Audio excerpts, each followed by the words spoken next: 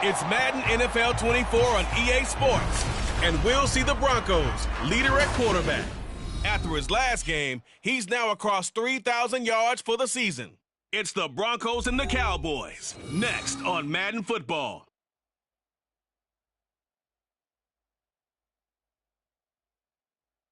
We find ourselves at the foot of the Rockies, Denver, Colorado, for this edition of the NFL on EA Sports.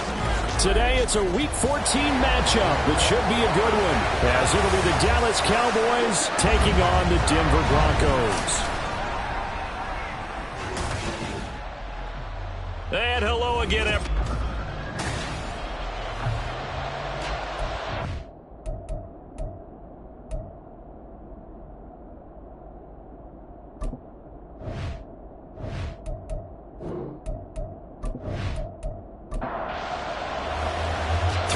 Of the NFL season are complete. What lurks in our final month? We're underway in Week 14. This fielded right at the goal line. No room to run as he's tackled down inside the 20. So here are the Broncos now for their opening drive. And they will be led out by their 6'3" quarterback. He had the numbers of a game last week that if you win, you talk about him being a gritty guy, managing the game, getting it done. But they lost. So obviously 2 interceptions, 1 touchdown pass, that's not going to be good enough. Got to get that changed around. And now a throw on first down there, but it's incomplete. I will see more of them trying to get him the football out of the backfield. They love what he can do in open space, and they believe that he creates mismatches they can exploit. He'll try again with the arm here on second down. Now they go screen. It's complete. They do get a yard there, but only a yard. Leaves them with 3rd and 9 looming. They'll come to the line here needing 9 yards to pick up the first. On 3rd down, he'll drop to throw. And the throw there going to be incomplete. That was their first 3rd down try of the game, and clearly something was off in the execution of that play. Good news, they've got a whole game left to clean that up and start clicking on those key 3rd down throws. He'll send this one into the mile-high air, and it's a good one. Returnable here from the 38. Nice punt, but good work on the return to get back 11 yards. And the Cowboys will take over the football with a 1st and 10. So now we'll get a look at the other offensive unit as they come out for their first possession. And a glance here at their shifty mobile signal caller. His game last week reminded me of the old song, accentuate the positive. Because that's about all he did, right? Yeah. 3 touchdown passes, over 300 yards in the air. Receivers happy. And they got the win. Got the win. If you're running back that likes to catch passes, they're happy as well. Big-time game. After the loss to start out, here's 2nd and 11. Looking to throw. Sheridan, the partner of this offense, 12-0 now on the year following their latest victory. And during the week, a lot of folks making comparisons between this squad and the 1985 Bears. You know, they too were 12-0 at this juncture of the season before losing on a Monday night, 38-24 to the Dolphins at the Orange Bowl way back on December 2nd of 85. But then they never lose again en route to winning Super Bowl 20. And when you look back on it, partner, didn't it almost feel like a setup game? Because they were playing the Dolphins, and the Dolphins were protecting their franchise's undefeated season of 1972, that team. And you know what that team does. They love to celebrate the fact that they still are the only one to get through an entire NFL season that way. That was Dan Marino's 3rd year, playing under the great Don Shula, and they were motivated to keep that franchise's record intact. The Broncos onto the field, ready to start their next drive. And they'll certainly be trying to do better than that first drive where they went 3 and out. And sometimes the first drive is just simply to settle nerves. You know what it's like at the start of a game with the emotion, guys a little bit jumpy. You do. Oh, you understand the same way. It's just like us calling one, right? Making sure we ease into the game, let it come to us. Well, you went 3 and out. And now they have that opportunity. No, you didn't go 3 and out. I went 3 and out on that first drive. I'll try to do better here. And he's brought down, but not before a really nice stiff arm to create a little space. Give him 6 yards on the carry. It's going to be 3rd and 3 now. Now they'll throw here out of the gun. And that is incomplete. anytime he reads man coverage, I don't think it's going to be the only time he'll try and hit that route to the outside in this game. He'll test the perimeter, but that time, they were up to the challenge. On fourth down, the punt team is on as this is sent away. Take it at the 37. They're called out a punt of 38 yards officially, and out will come the offense as they take over. Second drive forthcoming here for the Dallas Cowboys. The crowd may be losing just a little bit of the edge after back-to-back punts. They want some big plays. They want to see some offense. They want to see somebody break away, whether it's through the air or on the ground. Now it'll be interesting to see where the patience is on both sides. Each head coach, can you hang in there and not try and force something that could put your team in some jeopardy?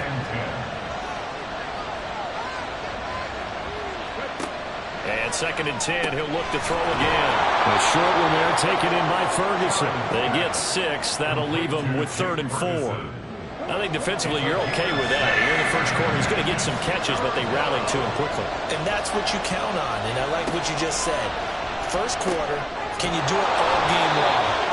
They catch it, you tackle, they go down on the spot. Because when you're able to do that, and you don't give up big chunks of yardage after the catch, now you put the offense in a position where every series they have to work hard to pick up first downs, and you tend to stall them out when you do that. Throwing on first down, but this one winds up to be incomplete.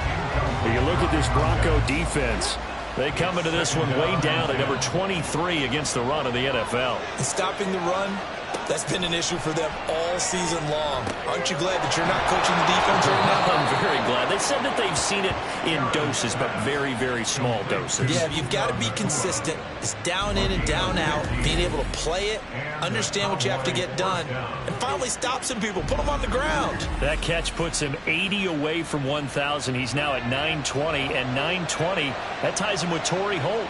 That's a great name to remember, but the number, 920, almost boggles the mind, doesn't it? You're talking about 80 catches away from 1,000. What a phenomenal achievement. If he gets there, I have no reason to believe he won't. So from the 26-yard line, here's 2nd and 5.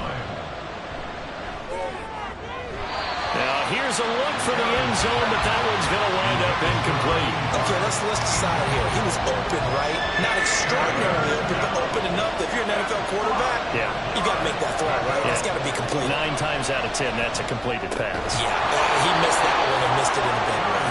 And he will have a Cowboys first down as he's able to get 8 yards there on 3rd and 5.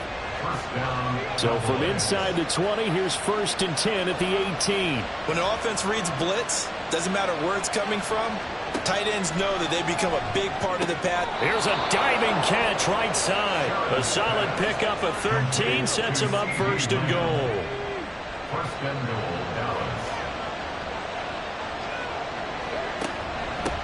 And they'll run on the inside handoff. And forget about finding a lane. He barely had time to look up before he was planted in the backfield. Now, during that run, an injury here. We got one of those big blockers in some discomfort. It's 2nd and goal, back to the 8-yard line now. Back to throw. Sheridan. And they're going to get to him. A sack. Sack back at the 9-yard line. It'll go as a sack for a loss of a yard, and now it'll be 3rd and goal. And now can they reverse the trend on 3rd and goal with the last 2 plays having gone backwards? Looking to throw. Sheridan. And that is caught. Touchdown, Cowboys. Jake Ferguson with touchdown number 7 on the year. And the Cowboys will jump on top with the game's first score here this afternoon. I'll let you do the analysis, partner, but with every touchdown pass this young quarterback throws and with the success that his team has had, I just continue to be more and more impressed. Let's both do the analysis. Impressed. Aren't we both? Yeah. I mean, and why shouldn't we be? We've seen him improve throughout the year. We've seen him settle in now, and you can see the confidence of the team has grown. His confidence has grown. I think that everyone around this guy feels good about what they've seen, and it's also safe for him when he's driving home to turn on Sports Talk Radio. He's okay. The drive will start at the 25-yard line here as Rodgers will not return it. And Denver getting set to take the field. Still in the first half, but this offense has struggled. Haven't really been able to get anything going, not only in the points category, but in the yards category. We'll see if they can do better here on this drive. They'll try and set up the screen. It's complete. And from the 25, they work this to the 29, a gain of 4. 2nd and 6, just inside the 30. At the 29-yard line. Pierce now up the middle. A short gain here, maybe a yard to the 29. You look at this Cowboy defense. They were terrific a week ago in that victory over Tampa Bay, Charles. I just consider myself fortunate that I'm not in charge of the offensive line. They gave up 7 sacks last week. And if things don't improve in this game, head coach isn't going to be looking at the offensive line. It's going to be looking at the offensive line coach. And that's when things get dicey. He'll wind up getting 4 yards there on his own, but it also brings up 4th down. That looked great when he first took off because, in my mind, there was room to run, and he had the marker in his sight. But I certainly didn't expect him to close so quickly, and neither did he. They got to him just in time, and now that forced him to make a decision with his 4th down call. And he's getting a workout here in this first quarter as he gets it away. It'll be a net of 39, 41-yard punt, 2 on the return. And they will take over 1st and 10. Here's the Dallas offense now heading back out onto the field. They've got a 7-0 lead in the football as well as they start out 1st and 10. They'll start this drive out on the ground. And they'll get it all the way up about 5 yards shy of midfield. And hold on here, because on that last run, it looks like we have a player who was shaken up. We'll step aside and get a report when we come back to Denver. The big play to start him out has him at the 45 already. Off play action. Sheridan. Wide open receiver complete. Now he's going to get this all the way down inside the 35. And 22 more yards there and another 1st down. And, partner, they're locked in man coverage out left, and they end up running a crossing route. Rounded it a little bit more than a slant. He's just going to angle himself towards the right side of the field, and that's very difficult for a defender to shadow him across all that ground. Well, this throw caught left side and inside the 20 before he's brought down. Another nice gain, 16 yards there and a 1st down again.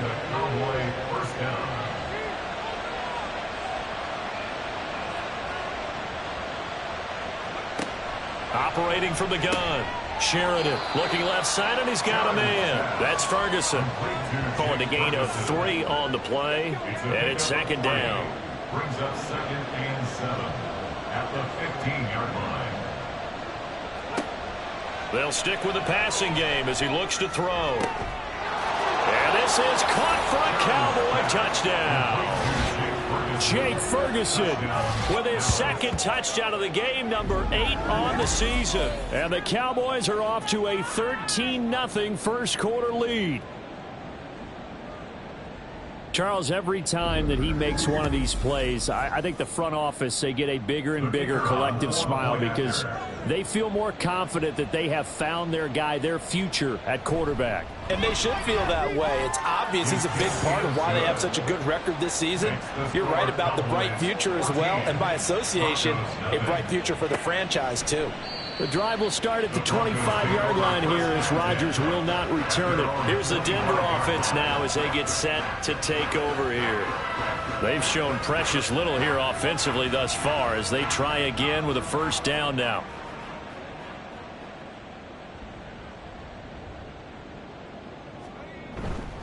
They'll start this drive out on the ground. And nothing much materializing there on the 1st down run. He'll get a couple, and that's it. They'll break the huddle, come up on 2nd and 8 at the 27-yard line. He'll drop to throw. Going down the middle, and it's complete. And he's going to be wrangled down quickly after the catch up at the 45-yard line. You can almost hear the sigh of relief coming from their sideline and from their point on the field because this has been a tough start for them thus far. A much-needed 1st down there. They've needed something good to happen. Plays like that will continue to help them dig out of this hole. He's going to look deep down the field. That's caught inside the 20. And he's brought down after a very nice gain. How about a 39-yard pickup? They'll take it. When they've needed a play this year, he's certainly been the guy to deliver it. As this season has gone on, he's been awfully consistent and sometimes spectacular. So the big play means just like that, they'll operate from the red zone now on first down. They're going to look to throw. And that'll be incomplete. And I can see the officials kind of looking at each other down there, silently wondering, does this meet the level of grounding? Fortunately, he did have a receiver in the area, but I have seen less obvious throwaways called as penalties. This is brought in by Gibson. They get 6. That'll leave them with 3rd and 4. He's a rookie, and you don't want to get hung up on the word potential. But when you see him make catches like that, you keep thinking to yourself, he's good now. He's got a chance to be great with plenty of work. Touchdown! An 11-yard touchdown. And the Broncos have cut it back within a score. There are several elements to a well-executed screen pass. This one resulted in a touchdown. It had all of those elements. Yeah, you're so right, because you really need the rush to almost get to the quarterback, almost get to the passer.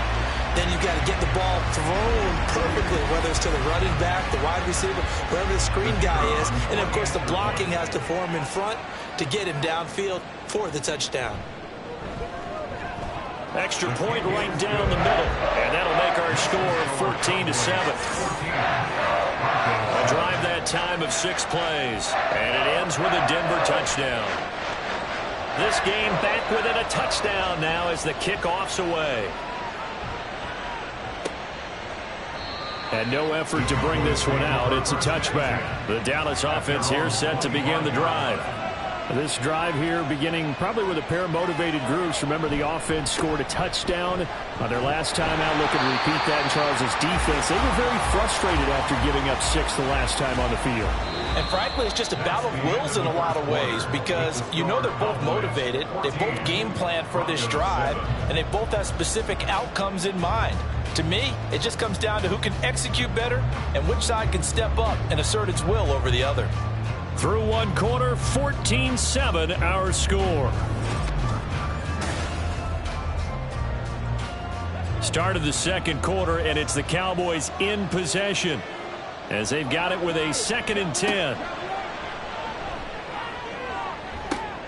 There's a ball thrown right side and complete. And they nearly get this all the way to midfield. Mark him down at the 49. It'll go as a gain of 25 on a play that started back at the 25. That was an excellent read right there. Saw cover 1. That means it's just a single high safety. So you know if you throw the ball to the outside part of the field, help is going to be a little bit late getting there. And he puts one out there for a big-time completion. On 1st and 10, Sheridan. And that is incomplete. He couldn't hold on through the contact. Brings up 2nd down.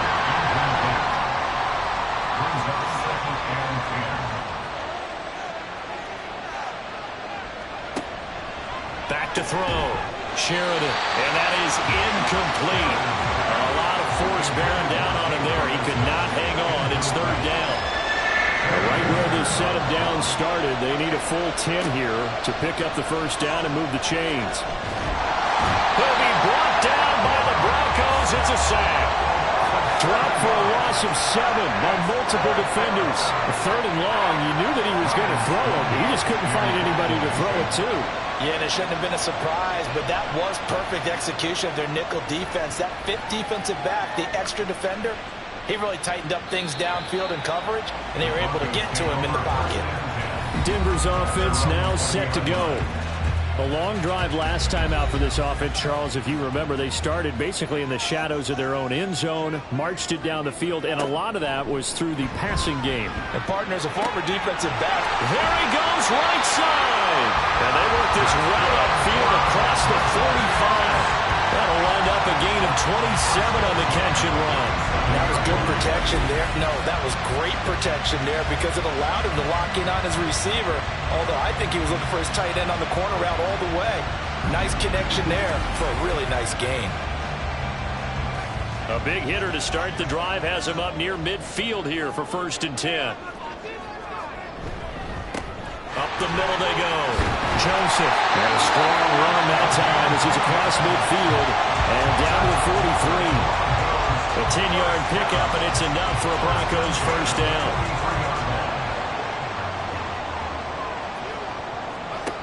Looking to throw. On this one, incomplete. The pressure got to him as he released it. And it's second down. It's now second and 10.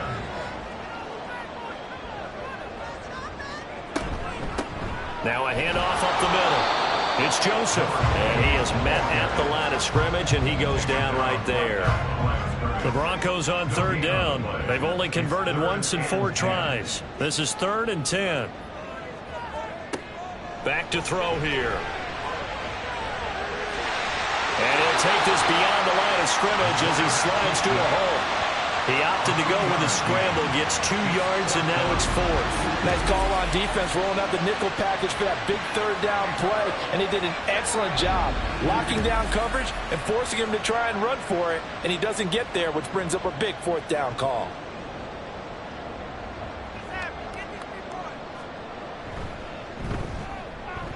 And I tell you what, he got it from 58. That had lots of leg behind it. And they'll cut the lead back down to 4 now at 14-10. So they're able to end that drive with 3 points in this one-possession ball game. And ideally, you want to end every drive with points. Most quarterbacks would tell you, let's end it with a kick, right? A PAT, that's number 1. Field goal you'll take.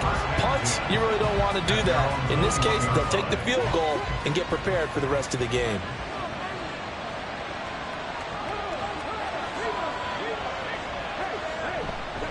They'll start on the ground here on first down. And he sneaks his way forward only for a couple here. Second down. Well, he hasn't made much of an impact in the running game thus far, and after that last run, not much is going to change in that area. He hasn't been able to get anything going, and really the offensive line not helping him much. Now a throw here, hauled in, and he'll be corralled right around the 34. 3rd catch of this first half for him, and this one is a first down. First down, Dallas. Looking to throw. Sheridan. Oh, he's got a man wide open, complete. And he'll be taken down, but not before he works it past the 50. Rookie to rookie on the hook up there, and it's a first down. Well, that certainly has to feel good. It's not all the time that the play caller should get all the credit. Sometimes I think in the huddle, the quarterback just says, hey, who's going to make a play for me? I just need something right here. And the end result there, nice first down. Drive keeps moving. Now a throw here to his running back. And he is tackled inside the 40, not quite to the 35. 11 more yards that go around, a first down as well.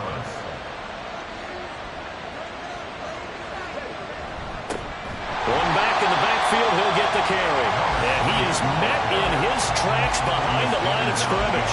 Maybe just a slight detour on what's been a strong drive. Here's 2nd and 11. From the shotgun, he'll look to throw. All right, rifles one, and that's going to be intercepted.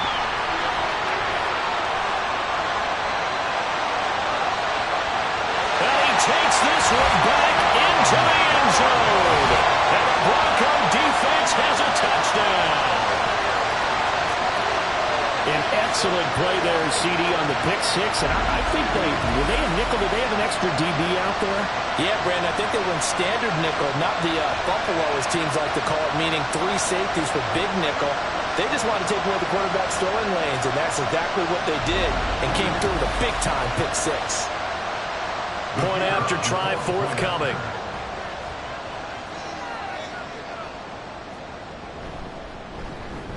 It's good, and they'll take a 17-14 lead.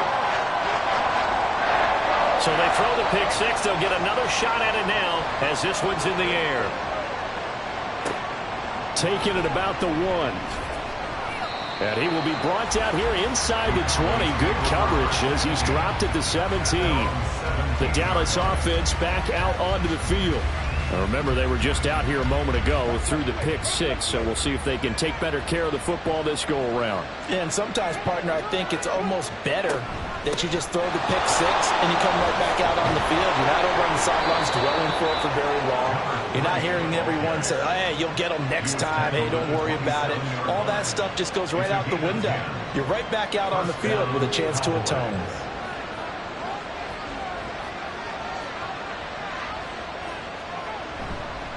Right back to him on first down. And they work this well upfield across the 45. 48 yards rushing now on 8 carries for him so far. Well, we often poke a little fun at running backs past the age of 30. Oh, they're getting old, they can't run anymore. Well, he's showing past the age of 30, you can still have some nice runs like that. You certainly can, and I think that we're starting to expand our definition of old running back. Because it used to be as soon as they hit 30, we want to get rid of these guys and go to the younger guys. But now that the guys are taking down the numbers, there he goes. Touchdown, Cowboys. A big play there. His 21st touchdown of the season. And the Cowboys have retaken the lead. Boy, Charles, this offense is just so explosive. They lead the league in scoring. And another example of just how good they are right there on that play. Yeah, we often overstate about how explosive teams are, but this team is truly a threat to score on every snap, especially on the first few plays of any series. And a big streak like that only adds to their reputation as the league's best offense. Extra point splits the uprights, and that will make this a 4-point game. The drive will start at the 25-yard line here as Rodgers will not return it. And coming out now, the Broncos. The last time out, you remember their drive stalled, but thanks to their kicker, booted a long field goal to at least get them 3. Now here they'll try to do better and find the end zone. And in our experience, how much fun is it for coaches to know that they've got a kicker who can nail it from long distance? Now, the hard part is, as an offensive play caller, you don't want that in your head too much where you're relying on it, and he goes out and gets the job done for them. But I'm quite sure he would be content to just kick extra points from here on out. Yeah, absolutely no question. I think his teammates would be okay with him just kicking the extra points as well. Throwing there, but this pass is going to wind up incomplete. We've already seen him catch a few passes out of the backfield in the first half, unable to connect on that one. Certainly seems like getting him the ball out of the passing game, though, is part of their game plan. It certainly is, because he catches it well, creates a mismatch, either covering with a linebacker, a corner, a safety. They feel like he can win every battle. And 10 yards to go. They'll set up a throw. Escaping the pressure. And he's going to have to eat this one as down he goes. Micah Parsons in there to drop him for his 11th sack of the year. The Broncos send out their punter now, as he'll punt it away for the 4th time today. And a fair catch signaled for and taken at about the 18-yard line. A 40-yard punt, no return. And it will be 1st and 10 as they take over. About set for this next drive by the Cowboys offense. Well, certainly they'd rather have the scenario they had last time out, Charles. Remember, they had the short field. Oh, he tries to force it in, and it's intercepted. And this return is going to be halted right around the 28-yard line. So the interception there, and Charles, I'd imagine that's something you can maybe live with in December, but not come January. And I love how you make the distinction there. You're talking about regular season versus the postseason, the playoffs. Because these guys, they've already clinched a playoff spot, but they know, looking ahead, when they get into the postseason, they've got to take better care of the football, because turnovers in that situation, they really become magnified. They'll try and start this drive in the air. That's going to be knocked away and incomplete. To this point, I've been impressed with the work defensively. They have not allowed a lot of receivers to run free. And there's another example, another incompletion. Back to throw now on 2nd and 10. His throw caught at the 5. And he will reach the 5-yard line before going out of bounds. A good pickup there at 22.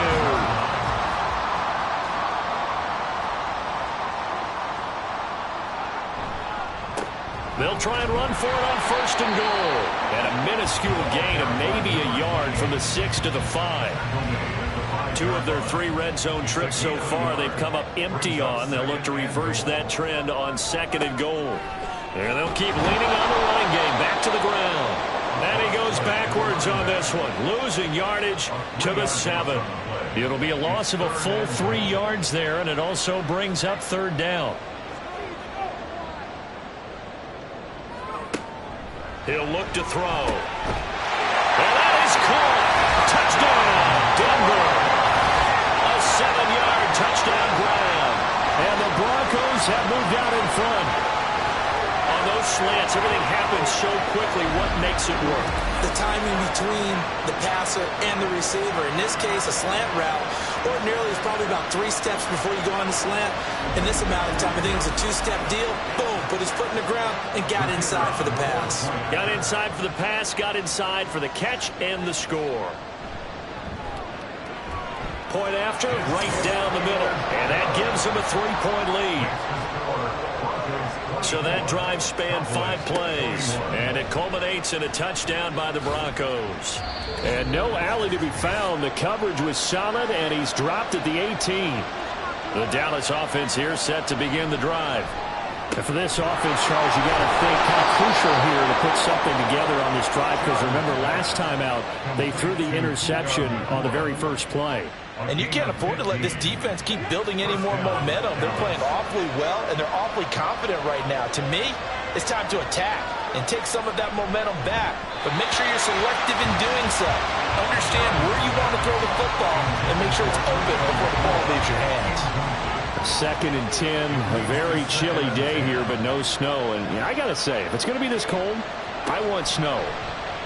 You should see Charles' face. He's looking at me like I'm crazy. And he slips up past the 45 before being tackled. Back to throw again. Over the middle, it's complete. So 5 yards here, 5 on the play. And it'll be 2nd down. Off the play fake. Sheridan. And the Broncos get there and take him down. They'll get to the line here, but remember, it's also 3rd down. Blitz forthcoming as he'll look to throw. And this is going to be another 1st down as they'll make the tackle at the Broncos' 37. A good gain of 14 there, and it moves the chains. Line of scrimmage, the 37 on 1st and 10. Back to throw. Sheridan. And this will be well too low for him to bring in. It's incomplete. And their back's up against the wall a little bit, and they come through by forcing an incompletion. Now they've got to continue to ratchet up the intensity a couple more times and get off the field before giving up any more yardage.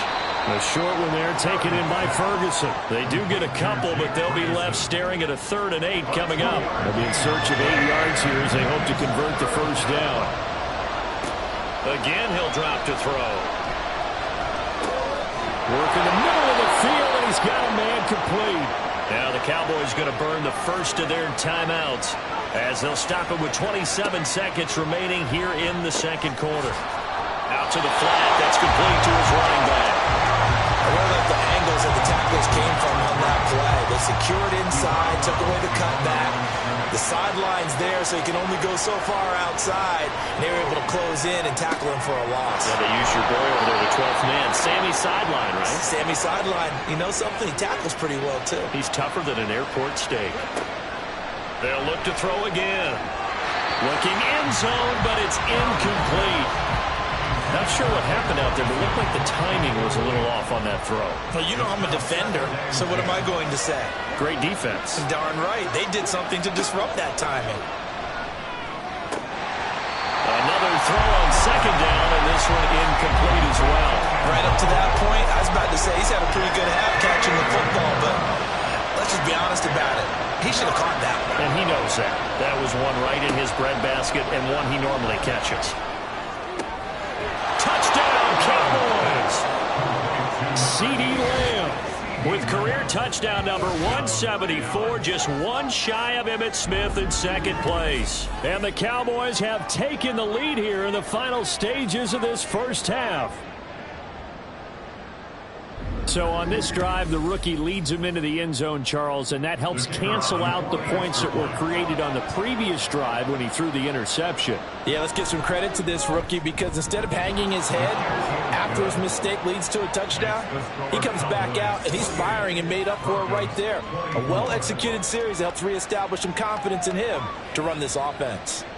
So just 8 ticks remaining here in the first half as they'll kick this one away.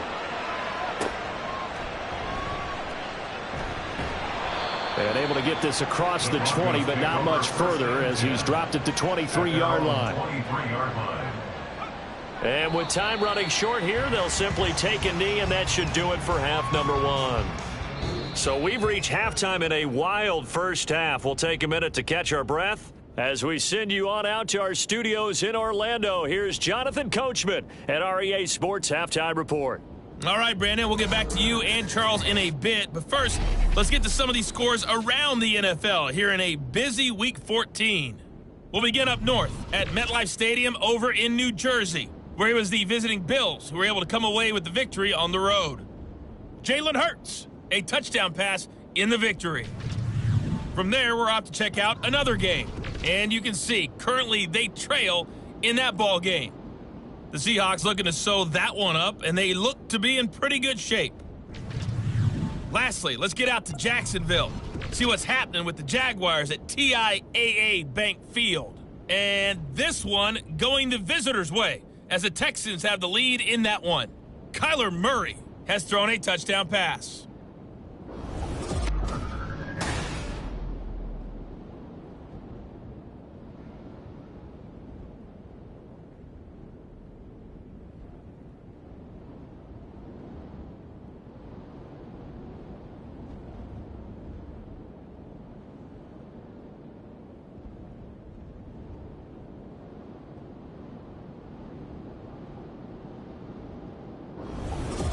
Okay, Coach, thanks as always. This one's still anyone's game as we welcome you back for quarter number 3. It's been a shootout so far. We'll see which defense can make the adjustments as we get back underway in the second half. And we will not see a return to start the half as this will be a touchback. The Cowboy offense set to go to begin this third quarter. And they've got the lead. CD, what do you think the message was at halftime? I don't think the message was too drastic, I think, at the half, or that they need to change things too much.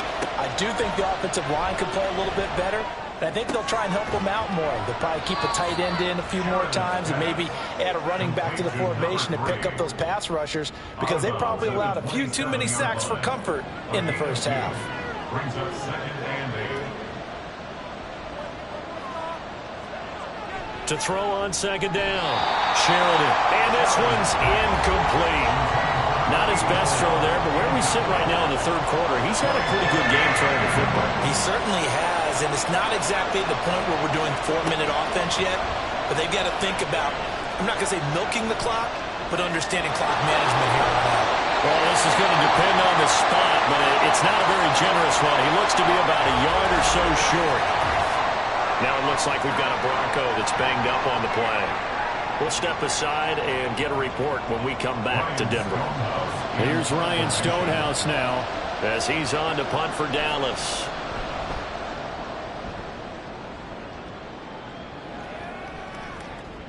And he couldn't get it to check up. That kicks all the way into the end zone for a touchback. So now a look at the Broncos as they head back out there for their first possession of the second half. And the points, they have come fast and furious in this quarter.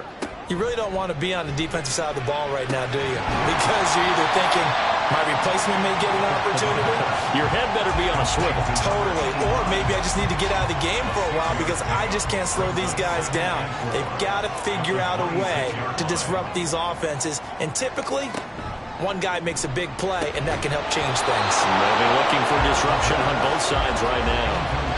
Throwing again on second down, but this time it's incomplete. These guys have punted 4 times already, and they're staring at a 5th, barring a conversion here on third down. And that will be incomplete. The Broncos send out their punter now as he's on for the 5th time here today. And a fair catch called for and made just inside the 35-yard line. 37 yards on the punt with no return. And now Dallas gets set to take the field. Yeah, both of these defenses have been stifling these last few drives offensively.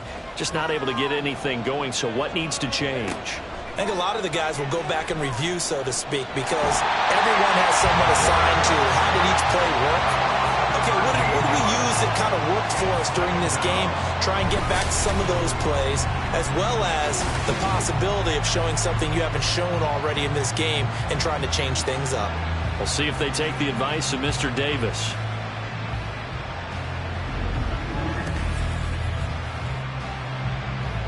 Now then, after the sack, it'll be interesting to see what they have planned for 2nd and 23. Out of the gun, they'll look to throw. The short one there taken in by Ferguson. And he'll maybe get back to the line of scrimmage, but no more than that. Now 3rd down and very long. Looking to throw. Sheridan. He'll be brought down by the Broncos. It's a sack. And the defense coming through on 3rd down. A loss of 7 to bring up 4. Here's Ryan Stonehouse now. As the drive goes backwards, so he's on to punt it away. And the fair catch is made at about the 27-yard line. That's going to go in the books as a 55-yard punt. Well done. And the Broncos take over, 1st down and 10.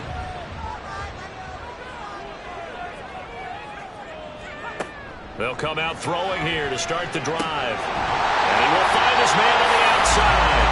And he'll be tackled right on the chalk at the 45. That play going for 16 yards to start the drive. 1st down. I'll tell you what, a lot of those mid-range throws have been available because sometimes teams get too concerned about the deep ball and they leave too much space in front of them. And these guys have been taking advantage so far. They'll look to throw now on 1st down. And that'll be complete to the running back, Gibson. That's good. The completion there for 7 yards, and that'll make it 2nd down. A 7-yard pickup brings up 2nd and 3 at the 48-yard line. On play action, they'll throw. And he bats it away, and it falls down incomplete. Zone coverage there, and they were playing deep. That makes it obviously a little bit harder to run by guys. And that time, there's not much of a window to get the ball in there, and it winds up incomplete. And he'll be taken down, but he does have 1st down yardage. Able to get what they need to keep the drive going with a 6-yard pickup on 3rd down.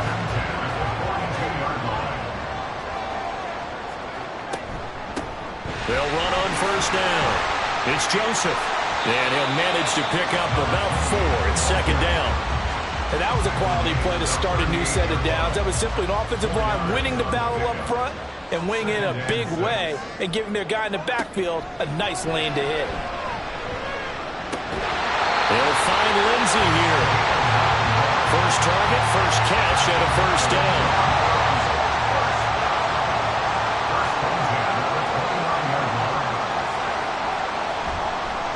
The play fake, he'll look to throw. Wide open receiver complete. And they move this all the way down to the 9. A good pickup there, 21 yards. I love the drive they're working on here because they know they can take the lead with a touchdown. And so far on this drive, so good. They moved the ball down the field with very little resistance defensively. But they better be prepared for some adjustments to come their way now. Back to throw. This is caught. For the moment, it's a touchdown, but multiple flags down, so let's sort this out. Illegal touching. Offense. Would have put him in the lead, but hold that thought. Yeah, the celebration had to stop, didn't it? Because now you're on a real uptick. You're in the lead. Instead, you're still behind. Have to find a way to regroup. They'll set up to throw. Toward the end zone, but that's going to wind up incomplete. One thing you hope to see out of a rookie tight end is a real concentration when the ball's in the air, and I'm not sure that he didn't, but he has to be prepared for people making a play on it when that ball's up for grabs. Meanwhile, on third down, they take a shot at the end zone, but it's incomplete. Well, it's been a tough go for them. These guys have been driving down the field, but defensively, once they got their backs to the goal line, turned up the pressure, that's going to lead to a fourth down. Well played. And his kick here is good. And that'll bring him back within a point. So give him 3 on that drive. Normally you'd say we'll take it, but the way points have been flying around, it feels like a little bit of a letdown. Yeah, you just have to wonder, are field goals going to be enough? Because as you pointed out, the way touchdowns have been scored, does kicking a field goal actually put you at a disadvantage the rest of the way? Possession of the football going back to the Cowboys. Well, these guys definitely hoping for a better showing than their last appearance. They couldn't really even move the football much beyond the shadows of their own goalpost, Charles. We'll see if they can get a better, more sustained drive going here.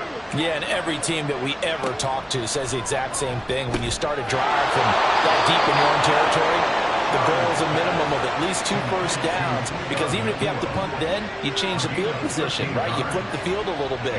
They didn't get that done. This time they want to string together a nice drive and help themselves out. And forget that 100-yard rushing game, at least for the moment, as he'll lose yardage here and fall back under the century mark for the game. So the first down run lost a couple. Now they come up 2nd and 12. Off play action. Sheridan. And a quick throw here, that's complete. They'll wind up getting just a yard out of it. And that'll bring up a 3rd and 11 situation.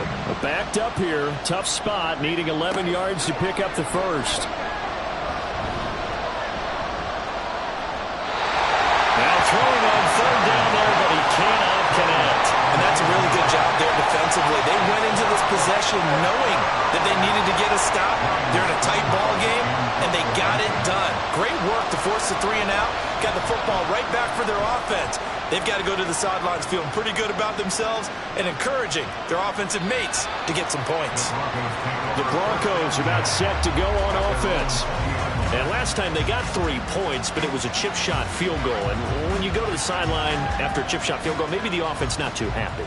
It's a balancing act, isn't it? Because you're exactly right. They're none too pleased that they didn't punch it in for 6 points. But also have to remember, they did put points on the board. 3 points is 3 points. And in this league, you take points when you can get them. Not easily done. The third quarter now, a 1-point game as they line up 2nd and 10. Pierce takes it straight ahead. And he'll get this up to the 34-yard line.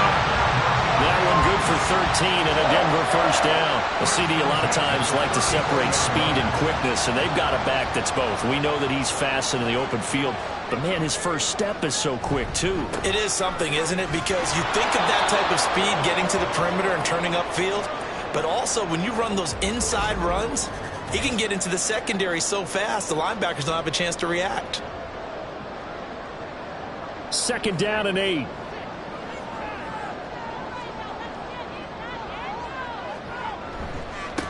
Give to Pierce.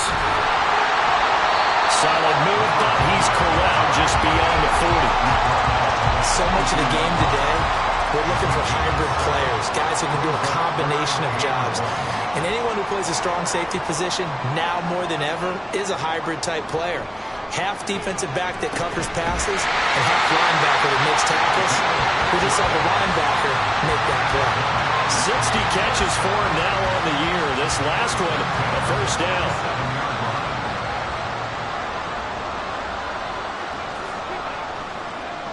Now back to throw. A throw left sideline falls incomplete. Nice progress down the field was halted by that incompletion. They could try for some safe yards here to get things moving again, or keep throwing it and pushing it downfield to try and pick up bigger yardage. And he's got this one across midfield into Cowboy territory. Call that a gain of 5 as the clock ticks inside of 2 minutes to go now in the third. They'll look to throw here. And this pass broken up. Excellent coverage there on 3rd down, as that was not an easy one to hold on to. From a defensive perspective, they had exactly what you want anytime they want to throw the football. There was pressure on the quarterback. They were getting after him, and they tightened down on the receivers and forced the incompletion. And this one goes angling out of bounds, and it will be spotted inside the 30-yard line. Now the Cowboys offense heads back onto the field. And our game's hit a little bit of a lull here, a little bit of a snag. Punts on back-to-back drives. And old-school coaches don't necessarily mind that. Didn't turn it over, right? Didn't create a big play for the other team. Right now what you're looking for is, can you gain an advantage in field position? And that's what both teams are seeking right now. Yeah, they'll be seeking to gain that advantage here on this drive. And he's brought down at the 34. Call it a gain of 4. Completion was given up, but that's why you play zone defense, so that you can have people around the ball when it's caught, and you don't give up much run after the catch. On third down, Sheridan. Going right back to Ferguson. And he'll be out of bounds after getting this one across the 40. He's been big, 2 touchdowns earlier. Now he's got a first down here. And the tight end is certainly a position built to move the chains because they can control space underneath. If they've got good hands, then, of course, they're a dynamic target. But one other thing is they're right in the sight lines of a quarterback on just about every play. And that makes it easier for the quarterback to pick him out and deliver. The throw over the middle, taken in. So give him 5 yards there on the pitch and catch, and that's going to bring up second down. A gain of 5 brings up 2nd and 5 at their 48-yard line. One back in the backfield, he'll get the carry. And he's down right around midfield after a gain of 2, maybe 3. So they'll get a little extra time to come up with his third down play as we played 3 quarters. You're watching the NFL on EA Sports. Welcome back now to Denver. Here's 3rd and 3. This one's still anybody's ball game. It's a 1-point difference here as we begin the 4th quarter of play. From the midfield stripe, they'll look to throw. He's going to get that to his running back out of the backfield. And he will have a Cowboys first down, and he was able to get it by plenty. A gain of 8 on 3rd and 3. Tell you what, he's been able to put the ball in some tight spots all game long. That throw, no different. Yeah, a lot of people would call it a gutsy type of a throw. I think he looks at it as, I can do it, so it's not that big of a deal to me. I'm going to keep firing. And maybe a little over pursuit there as he's able to take this down to the 25-yard line. 118 yards rushing for him so far as his terrific season continues here. As I take a look at the clock, I realize that this drive has eaten up a good portion of the 4th quarter already. Got to tell you, partner, when you're trying to salt away a game, this is exactly what it's supposed to look like. Running game working. They'll stick with it on first down. They'll get him to the ground at the 20 following a pickup of 4. As we get late in this one, is altitude a factor for a visiting team in Denver? Is that something that's overplayed? No, it's real, and I know a lot of the visiting teams like to downplay it because they don't want to get into the heads of their players, but you can't avoid it. As soon as you get to the locker room, you get to the stadium, they always post it in there. Welcome to Denver. Altitude 5,280 feet. The air is rare. To throw on third down, Sheridan. And that is incomplete, but a penalty flag coming in. This could be a first down.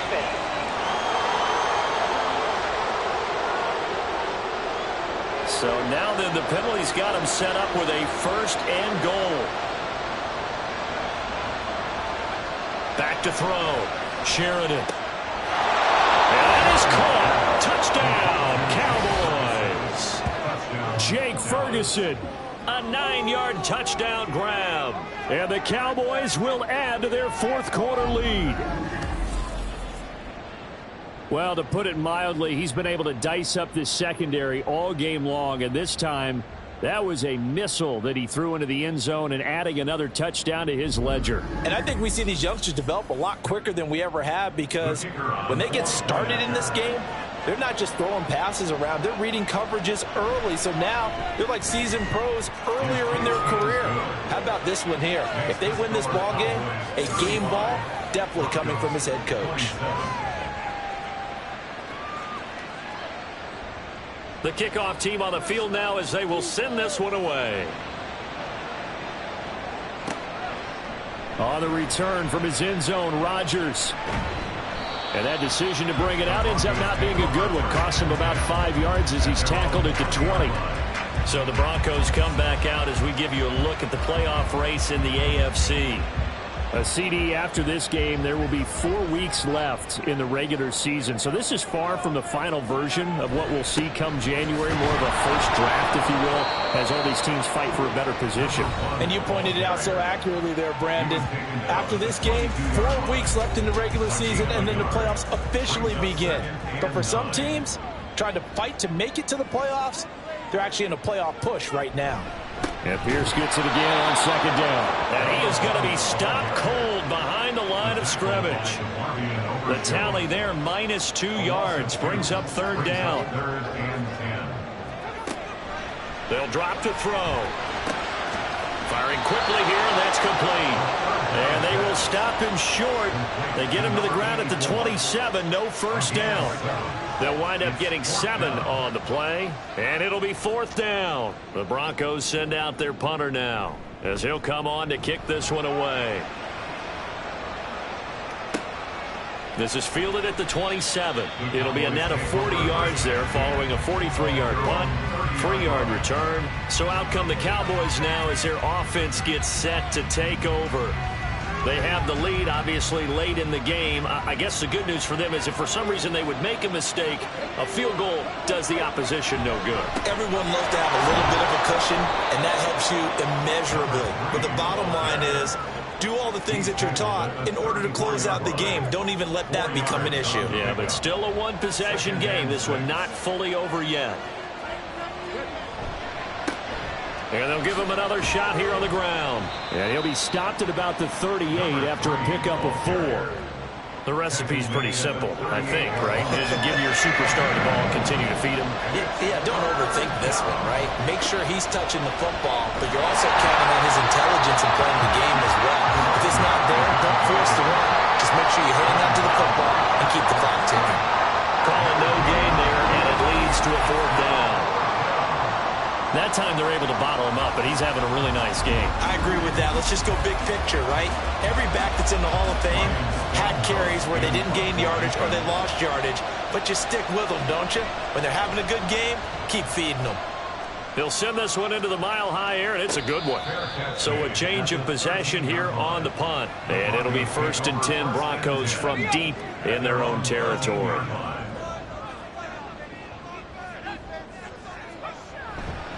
They'll start on the ground with Pierce. And he fights forward for a modest 2-yard gain, second down. Well, any lane that might have been open there was closed pretty quickly, and that was because the defensive front, they won that battle at the point of attack at the line of scrimmage. They used great leverage, held their spot, and stacked him up. Now, meanwhile, a pass that should have been intercepted, but it winds up falling incomplete. So the failure to connect on second down, that leaves him staring up here at a 3rd and 8. He'll drop to throw. That is incomplete. Some coaches like to take the shorter, more reliable yardage, and some, they like to go for the big shot. No fear of risking a deep ball there, but it wasn't enough to get him the completion. And on 4th down, on is the punt team sending this one away. Let's take it inside his own 40. 45 yards, that's what the punt goes for. 5 on the return. And the Cowboys will take over the football with a 1st and 10. There again is the running back as he trots onto the field. He's been a good workhorse. I know we use the word workhorse a lot, but he's been a good workhorse for him in this one. No doubt about it, and there's nothing wrong with that. That's what you're looking for if you're a back, because that means everything's coming together for you. Big guys up front have created space. You've run through it. You've probably got some help even from the wide receivers who want to catch passes as opposed to block, but they're helping out too. Yeah, everyone's pitching in. He's had a good game. Looking to throw on second down. Sheridan. Now he'll dump it underneath to his running back, complete. And he'll be brought down at the 45-yard line. Now it looks like we've got a Bronco that's banged up on the play. We'll step aside and get a report when we come back to Denver.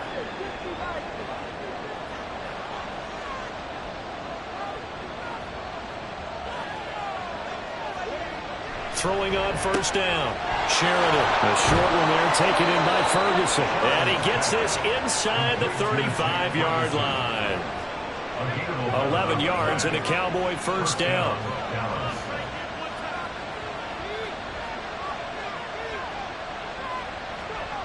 Looking to throw. Sheridan. A quick throw, but incomplete. For plain and simple, that's the second time today that he's dropped a pass. And that one, I think, maybe even a little easier than the earlier one that he dropped. Surprising. Was this game announced as a night game prior to, and maybe his rhythm was just off? He's got thrown off. He's got to wake up, enjoy the sunshine, and go play. Now, meanwhile, here's a second down throw that's knocked away and incomplete. They'll stick with the passing game as he looks to throw. He's going to fire one deep left sideline. And unable to connect. Incomplete. Now, give them credit. They took their shot, but it's going to bring up fourth down. Just because you got the lead in the fourth, it doesn't mean you have to play it safe. I like the aggressive play call there to push it downfield. That time, it didn't work out. And his kick is right there. It's good, and that will extend their lead even further. The kick team out there for the Cowboys as they run up to send this one away. And they'll put up the stop sign there as his guys will get it at the 25. And the football going back over to the Denver Broncos. And the complexion of this one has changed a fair amount. That last field goal made it a two-score game, so they need to get points out of this drive relatively quickly. They'll be dropped after a gain of about 6 across the 30 to the 31. They'll come up now 2nd and 4 from the 31. At the 31-yard line. Looking to throw. Now throw right side here, going to be incomplete. A misconnection there. He's hit on just 50% of his passes thus far. That's not where you want to be. Now you see the evolution of the game. You go back to the quarterbacks of old, 50% would be terrific because they threw the ball downfield almost every time they threw it. Now with the short pass. That's into a crowd and intercepted. Picked off by Greg Newsome. And he's able to take this one back to the 36-yard line. With the points that we've seen scored, neither defense has been at their best, but these guys have been a little bit better, Charles, and a nice interception there. Yeah, you're right about that, Brandon. Let's face it. It's not always how you start, it's how you finish, right? So maybe you have a rough game all the way along, but if you make a big play like that at the right time, it can make everything turn out just okay. So from the 36 now, 1st and 10. Hands it off out of the gun. Pretty nice, aggressive run there before being brought down just inside of the 30. 140 yards rushing for him in this one as he starts to draw near to a 1,500-yard campaign. Now he dumps this off over the middle, and he's taken down, but not before reaching the 10-yard line. A good pickup there of 20 yards. This is something you got to be wary of defensively. I mean, just because they're in the mode of trying to burn some clock doesn't mean they won't pass it, and they got good yardage out of that one. Yeah, and really, when you're looking at it, now they've got a fresh set of downs. Look for 2nd down. If they want to take another shot and try and loosen things up, that'd be the time to do it. Another shot from the 9 on 2nd and goal. At the 9-yard line.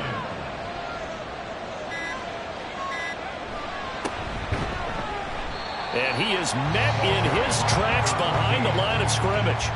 He lost 2 there, and it's 3rd down. Sometimes you just sit back and marvel at what he can do defensively.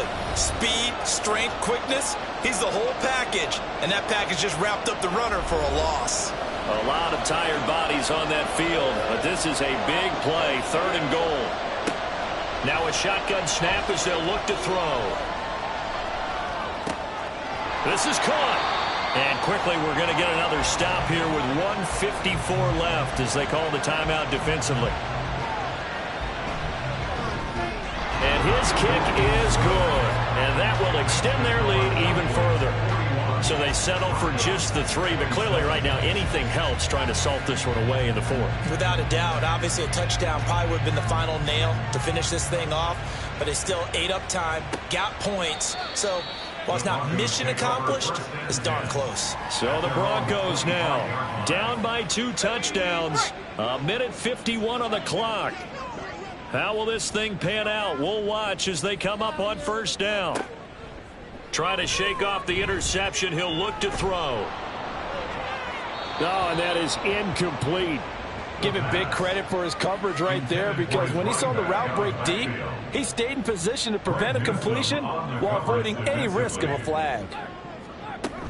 On second down, here's Pierce.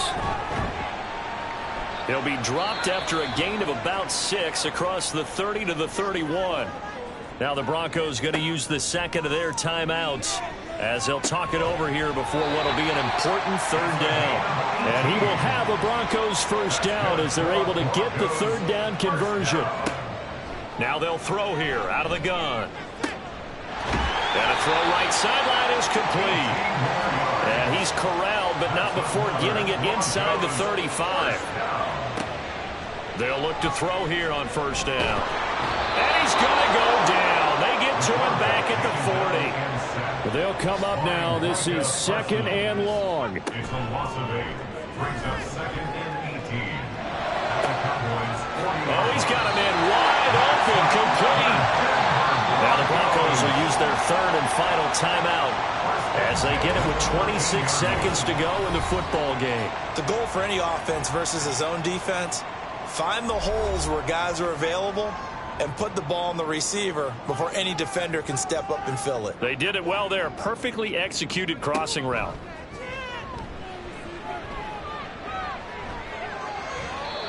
And now a throw on first down there, but it's incomplete. And let's face it, this defense has had its share of struggles all game long, and they know that they can put it all behind them if they defend well here in the 2-minute drill. Excellent coverage right there to force the incompletion. Now a second down throw for the end zone, but it's incomplete. Boy, the numbers throwing the football just not trending in the right direction. Last week he was under 50%. He's under 50% again here. And we haven't gotten an announcement, but it appears to me that he might be a little dinged up and is just trying to play through. You know, he's one of those tough guys that wants to answer the bell each and every play for his team. That might be throwing off his accuracy. A lot of practice time, a lot of thinking goes into 2-minute drills, even on the defensive side. So now you want to make sure the guys understand. Continue to be aggressive, but make sure you're smart in doing so. Got his tight end. That's complete. That's Gibson. And unable to break away. They stop him a few yards shy. It's a turnover on down. They got to have 2 hands on the football here as they run on first down. And he is going to be stopped here at the line of scrimmage, and time is going to expire in this football game. Charles, a lot of happy faces heading into the tunnel as this one ends, and understandably so. Not only did they get the win, but boy, their offense was on fire in this ball game. And partner, I have no idea what the top speed is on one of those high-end sports cars. What's the top gear you can get into? This offense, they certainly were there in this one, huh? Everything clicking for them in this contest, the kind of performance that they're going to cherish. So for Dallas, the streak lives as they move to 13-0 now on the year. And they will head back home next week. Meanwhile, for Denver, it's going to all but eliminate them from the playoff picture as they fall to 5-8. And they'll try to rebound next week on the road in Washington. So for our entire crew, alongside Charles Davis, I'm Brandon Gaudin. Thanks for watching, everybody. We'll see you next time.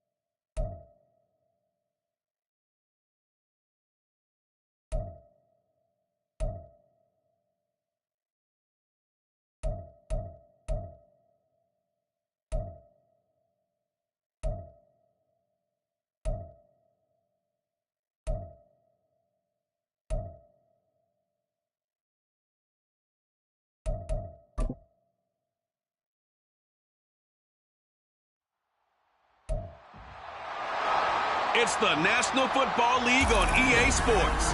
And this one features the Saints' sure-handed wide receiver. He's putting together one of the better seasons in league history. It's the Saints and the Packers under the lights on Sunday night. It is always a celebration here in the city of New Orleans, and we are just outside of the French Quarter at the Superdome. Tonight we've got a great Sunday night matchup on tap, as it'll be the Green Bay Packers taking on the New Orleans Saints.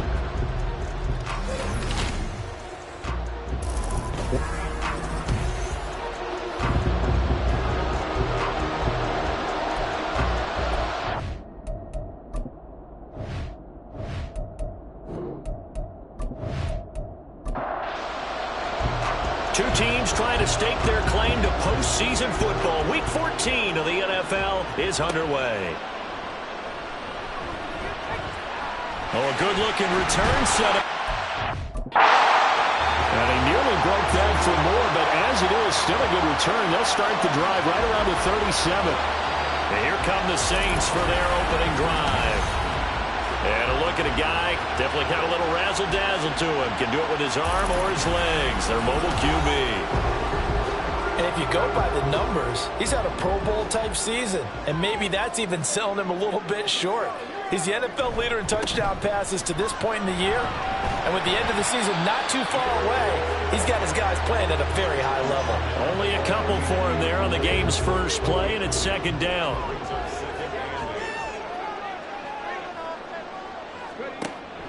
They'll set up a throw. There's Chris Olave. And they'll get this well past midfield before being stopped just before the 35. That one covers 24 yards. It's a first down.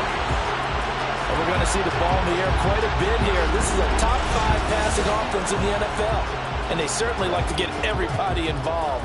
So this defense, they're going to have to be able to counterpunch somehow. They couldn't there, and it's an opening drive, first down. On 1st and 10, here's Gibbs. And he'll get it inside the 35. The Saints at 11-1 now on the year. And they come in off the extended break from the bye. And I think it was much needed as well, because you play 2.5 months. You know you're ready for some time off in order to get prepared for the home stretch. In fact, when they looked at the schedule to start the season, I think they liked where their open week fell. That'll go for a gain of 7. And that will bring up 3rd and 1. So they just need 1 yard here to pick up the first down. Gibbs will try and pick it up. And he'll lose yardage here, going down back at the 28. That'll make it 4th down after a loss of 1. Just a simple run play there on 3rd and 1, but this D was up to the challenge and stopped them, bringing up 4th down.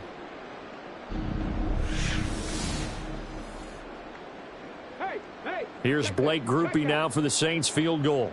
Spotted at the left hash, this from 45. And the 10-year vet knocks it through the goalpost. And the Saints are going to take a 3-0 lead. In the end, the opening drive, Charles, does yield points. Maybe not the touchdown that they wanted, though. Yeah, but bottom line, they wanted to get something out of that drive, and they did that. 3 points, they won't turn that down at all.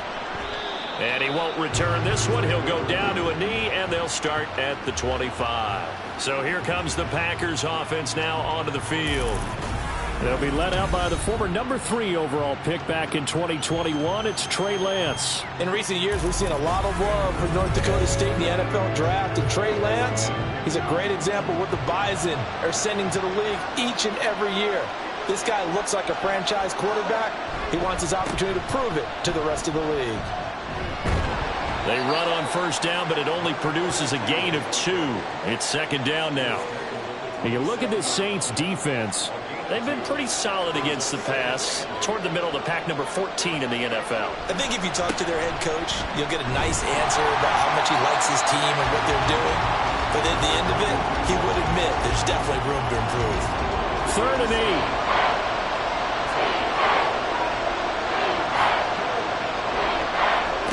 Throwing now is Lance.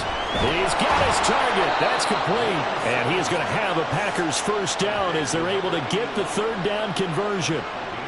When you give up points on the opening drive, in this case a field goal, you'd hate to go 3 and out. They avoid that. They do, and it's also walking that fine line mentally, too, as a coach, isn't it? Because you want to emphasize to your team exactly what you said. All right, we gave up a field goal. Let's go back and at least equal that, guys. But if we don't, you don't want them to feel like it's the end of the world either. Nice that they were able to pick up the first down there, help them relax a little bit. 3 yards on the pickup there, and it'll be second down.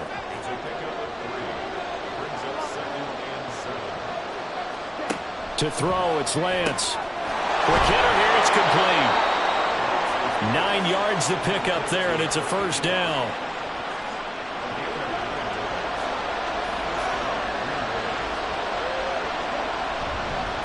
Up the middle they go.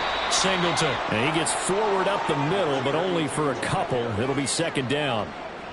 Here's a 2nd and 8. The Lance going to throw. Over the middle, complete. That's Burton. He'll get it to the 40. Broke a tackle there to get some extra yardage. This will be play number 8 here on the drive. It's 3rd and a yard.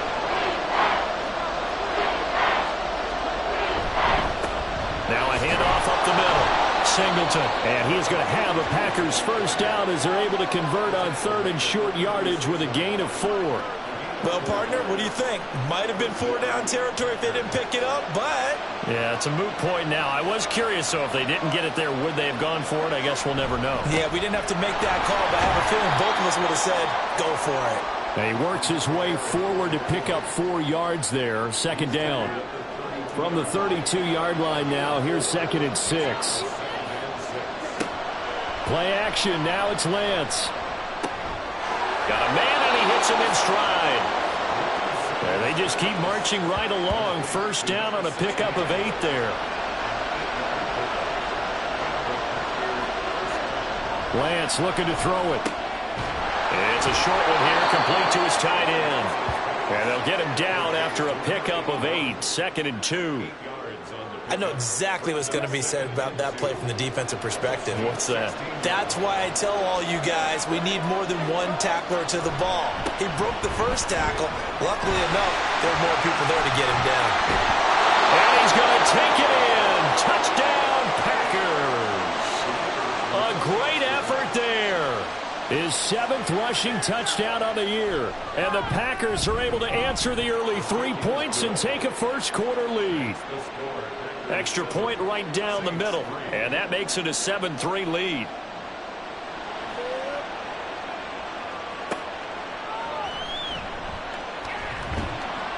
And he won't quite make it to the 25. Out comes the Saints offensive unit and the NFC playoff race. Let's have a look at it. And for the moment, they're sitting pretty in possession of that number 2 seed. But as we know, it often happens, this is all still subject to change. You're so right about that. But even though the math isn't there yet, I think it's going to take new math for them not to make the playoffs. They're almost certainly going to be in the tournament and certainly going to be a dangerous team if you have to play against them. Now this throw caught left side. His first catch, good for 14 there and a first down. A lot of tight ends just use their size and their strength, try to occupy some space and kind of body people away and catch the football. But not this guy. He's a refined route runner. Makes me wonder if he took some dance classes in his background with his footwork. Straight ahead with Gibbs here. And he can only manage to get a couple. 2nd and 8 coming up. You look at this Packers defense. They were terrific a week ago in the win over the Lions. Have to admit, I was extremely impressed by what I saw. They ended up getting 4 sacks in the game, stayed in the face of the quarterback the entire time, made it difficult for him to step up and find receivers downfield. And that's what they told us this week, that pressure on the QB is key. On 3rd down, he'll drop to throw. And now another one thrown incomplete. 1 first down here, and that's all, folks. Good work by this defense to hold things in check and force a punting situation. 4th down, so Jake Camarda is out there. And the kick's away as he angles this one for the sideline. And this will depend on the spot as it sails out of bounds. And they'll say it sailed out at the 10-yard line. The Packers offense here coming back out for their second drive. And they'll just simply be looking to build off the confidence of the last time out where they scored a touchdown. And confidence is powerful, isn't it? When you've scored once, you feel like you can go back out there and get it done again. Doesn't matter what the defense throws at them. They feel like they're in a groove right now, and they want to get out there and show it. Yeah, hoping to stay in that groove here this go-around. They try to throw on second down, but this one is incomplete. This defense for the Saints very strong in that victory a week ago. There's a little bit of lightning talking with the defensive coordinator about their performance last week because the feeling was that it was a good, solid performance. They did what they needed to do to get the job done and get the win, but definitely a few lapses that they're looking to correct. And they're going to get this beyond the 40 before he's taken down. That one goes for 30 yards. Now that one hurts defensively. They force him into 3rd and long, had the advantage, yet they give up the big play right there. Yeah, their offense was already warming up on the sideline, ready to come out. So much for that 3-and-out. Just like that, out of danger and up past the 40 now for 1st and 10. Up the middle they go. Singleton. And running room scarce here. He's going to be stopped in his tracks at the line of scrimmage. Now a 2nd and 10. And now some motion before the snap. And this will be our first penalty of the night's proceedings. Maybe anticipating a blitz, and they jumped. Yeah, and if we saw it, you know that they saw it. The bad guys might have been coming on that play. Had to pick them up, and they jumped. Here's Lance. And he's taken down here by the Saints. They bring the safety on the blitz, and he busts through to drop it for an 8-yard loss. Here is 3rd and quite a ways. Now Lance. Got his man complete over the middle. It's Burton. Well, they'll get 15, but that won't be nearly enough. It's 4th down. After one, 7-3 the score on EA Sports. The Packers with the football here to begin the 2nd quarter, as they've got it with a 4th down coming up. He was only asked to punt once in the victory last week as he sends this one away. Yeah, he was looking for the check-up bounce, didn't get it. That scoots all the way into the end zone now for a touchback. New Orleans offense back out and ready to go. And you figure this should be a healthy, a rested, a focused unit, and they're working on a good winning streak. They had the week off last week. This is really a team, Charles, that should be in top 4. I would agree absolutely with that. What coaches worry about, what organizations worry about, though, is overconfidence. They've been playing so well, and now they've had that extra time off. And we've seen teams come back off the open week and come out flat. So what a lot of good coaches do is they kind of game plan for that with their teams. On defense, they may blitz more in the beginning to get them going. On offense, they may go more up-tempo. Anything to get them out of that lethargy right at the beginning. Here's 2nd and 10.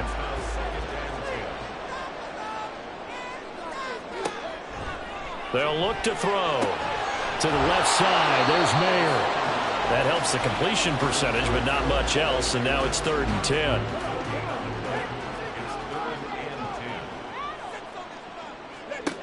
Again, he'll drop to throw. And that's caught inside the 35. And it'll be touchdown here, but not before he does pick up the first. That one goes for 36 yards. I don't care what level of football you play. This one was a universal, wasn't it? When we were kids and we played touch football, remember we get in these positions and you just say, everybody go long, and hope someone would come free. So the big play changes the complexion of things. Here's 1st and 10 just outside the 30. And he'll maneuver his way forward for about 4. 2nd and 6. On any running play that's called, they're always hoping that it's going to break big and go the distance. But when you get a nice gain like that, you're able to do so many things anyway. You can come back and run essentially the same play again, continue to move the ball on the ground, or you can decide to throw the ball now because usually you have the defense back on its heels. This offense finding its legs now. Here's another 1st and 10. He'll look to throw. Throwing the out route incomplete. It's Perry. Short completion, just 4 yards, and it'll be 2nd down. It's now 2nd and 6 at the Packers' 18-yard line. Back to throw here. Over the middle, complete. It's Gonzalez. And the Saints are going to be looking at first and goal as they move this down to the 4-yard line.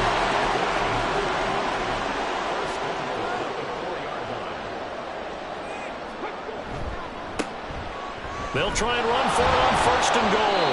And he'll be stopped about a yard shy of the goal line after a pickup of about 3. Second and goal from the 1.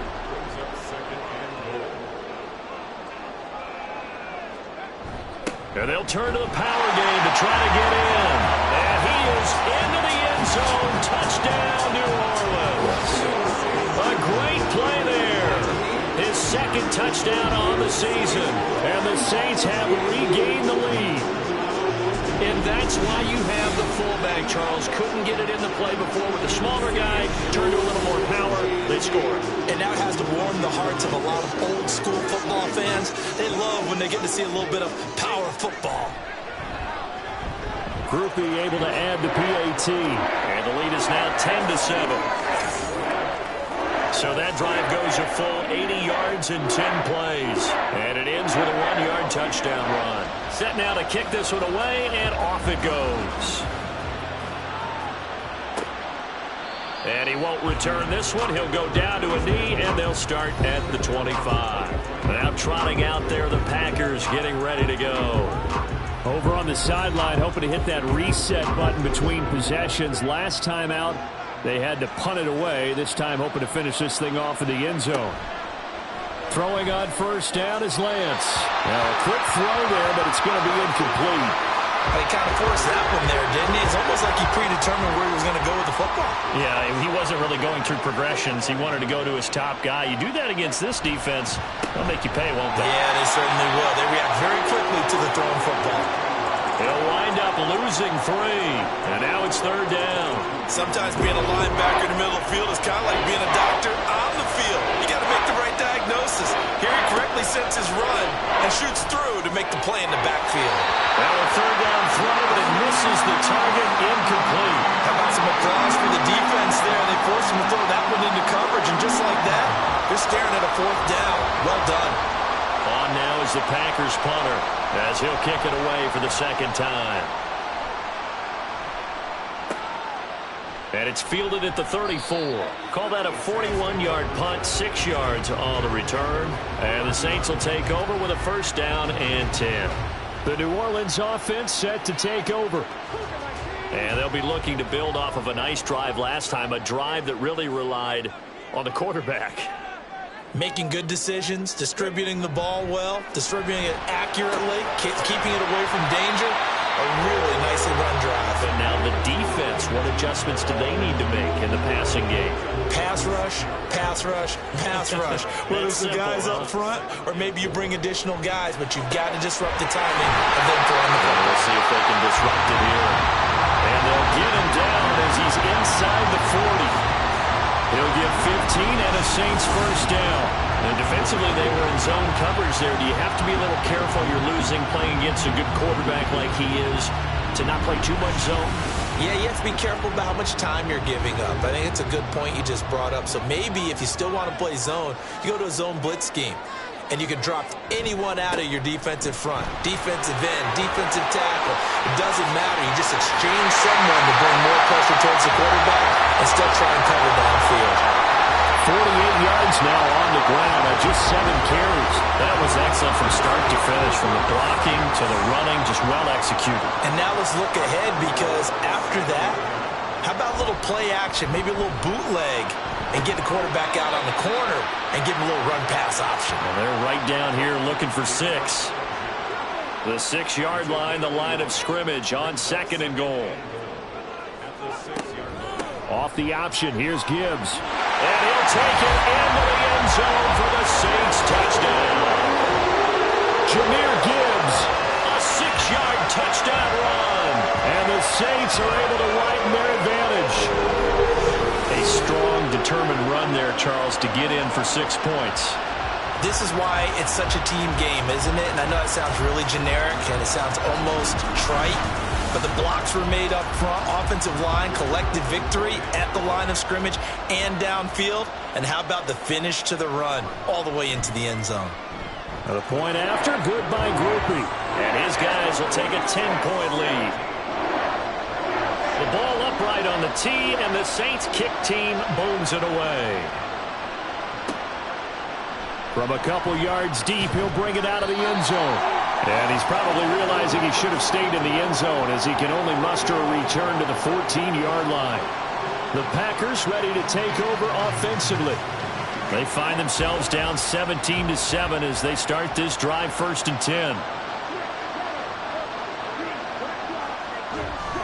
They'll start this drive out on the ground.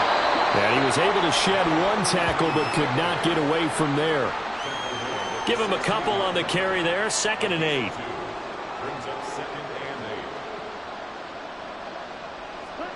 And Lance now to throw. This throw incomplete, nearly picked off. And with his pedigree, he doesn't drop many of those. But 3rd down coming up. Here's Lance to throw it. That is caught. And he's going to have a Packers 1st down as they're able to get the 3rd down conversion. Yeah, these are the types of plays they're going to need to hit on if they're going to get back into this game. It hasn't been the greatest of first halves, but this is a nice throw here on 3rd down, and they keep the drive going.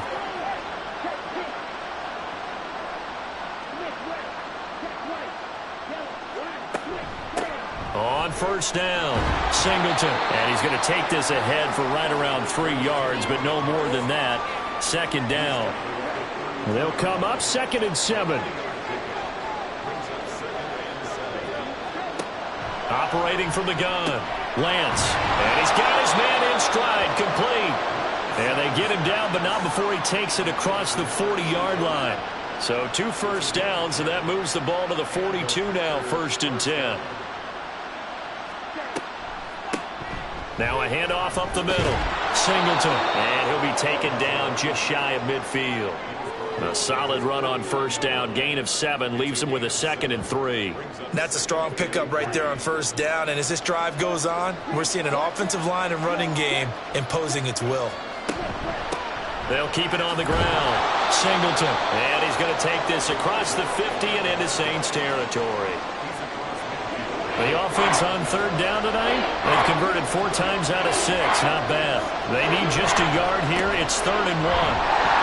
And boy, he is very close to a 1st down, but from where they're spotting that football, he's going to be a foot or so short. Give him a yard on the play, and he's definitely short. It'll be 4th down and a few inches. On now is the Packers punter, as he's on here to punt it away. He's been a busy man here in this 1st half as he gets it away. That one sails out of bounds. The side judge will walk it off. And he says it went out of bounds at the 9-yard line. Nice punt. Jahmyr Gibbs and the rest of the offense headed back out. He's up over 1,200 yards now on the season. Had a touchdown on that last drive as well. Things continuing to trend in the right direction for this offense, but specifically, Charles, this running game. And it all comes back to one word, doesn't it? Cohesion.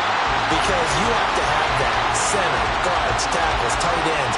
Some of the wide receivers being involved. Maybe a lead runner at times. Maybe a fullback.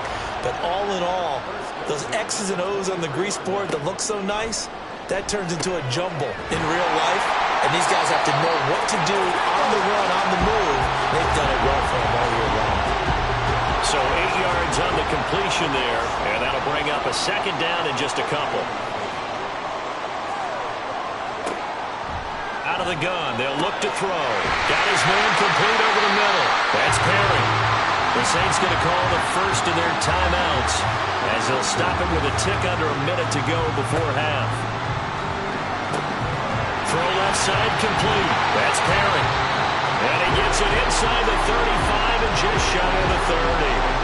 Solid catch there from a man who's been so brilliant this year. Worth pointing out, as we were talking about earlier, there has never in the 60-year history of the award been a pass catcher, tight end, or wide receiver that has taken home the MVP trophy. And the best receivers I've talked with, they know that stat, and it drives them crazy because they understand that without a quarterback, they don't make the plays that they make.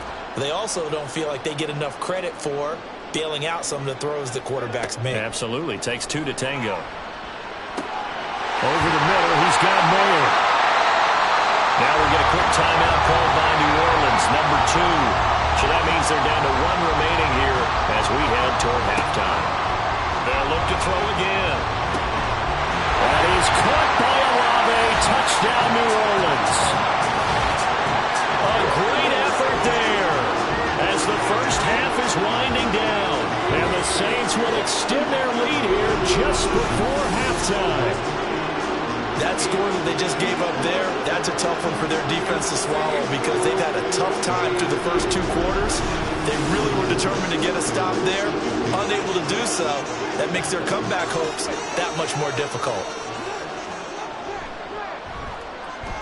Groupie able to add the PAT. And that'll make this a 3-score game now. The lead moves to 17. So not much time to speak of remaining in this first half as the kick's away. And a decent return out to the 27-yard line. The Packer offense ready to get their next drive underway. And with time quickly fading here in the second quarter, not sure how aggressively, offensively they want to play this. I think we'll find out just how much they trust their guys in this situation if they decide to take a shot. Throwing on first down, but this one winds up to be incomplete. On any passes in the middle of the field, anyone who's going after the football is going to be conscious that it's probably going to be contested and often physically. Sometimes that leads to drops. He's got Burton here. And with just 4 seconds left in this first half, a timeout call. A final shot before half for Lance. And that is incomplete. 2 seconds left on the clock. How about this defense? They came up with a couple of big plays in this sequence, and none better than the one right there, forcing the incompletion and bringing up 4th down. A final shot before break. Lance. And it's going to be batted down, and we'll go the other way with the football. So it's halftime here in New Orleans with the Saints out in front. As we send you on over to Orlando for Jonathan Coachman in our EA Sports Halftime Report. Take it away, Coach. All right, Brandon, thanks very much. We'll get back to you and Charles in a minute. But first, time to give the folks at home a look at what's going on around the NFL. We'll begin up north at MetLife Stadium over in New Jersey, where it was the visiting Bills who were able to come away with the victory on the road. Jalen Hurts, a touchdown pass in the victory. Next, we head off to check out another game. And they were losers in that one as they fall to the visiting Tennessee Titans. The Titans win is a big one there as they move above 500 at 7-6 and keep themselves in the mix for a possible playoff berth. And one more to highlight, a good one on Monday Night Football between the Kansas City Chiefs and the Pittsburgh Steelers.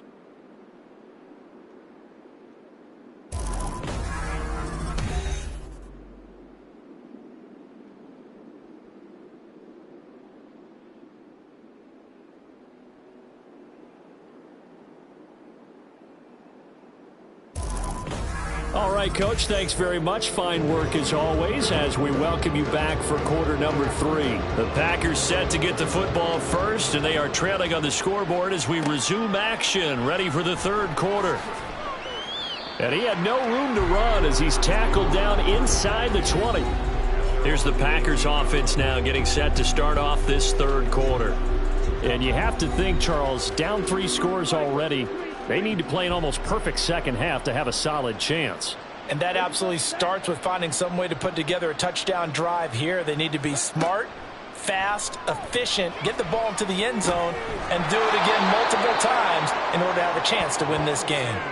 Call it a gain of 6 on the play, and that'll bring up second down. It's a pickup of 6. Brings up 2nd and 4. At the In motion right, one of the tight ends. Carry for Allen. And they get him down, but not before he takes it across the 40-yard line. Give him 18 on that play, and Green Bay has the first as well. Lance now on first down. And a quick throw here, that's complete. Well, coaches always talk about finding balance on offense. I don't think you get much more balance than this. Big-time run, big-time pass. A 1-2 combination. Looked pretty good. How about that? Let's see if they can continue to take that kind of a punch, though. And he'll take it down shy of the 45 at the 46. They'll get 3 as the drive continues. It's a first down. Back to throw. Lance. It's a short one here, complete to the tight end. It'll be a gain of 5, and it's second down. It's a gain of 5. Brings up 2nd and 5 at the 41-yard line. They'll run with Allen. And he's dropped just before the line to gain. 4-yard pickup leaves him with 3rd and 1.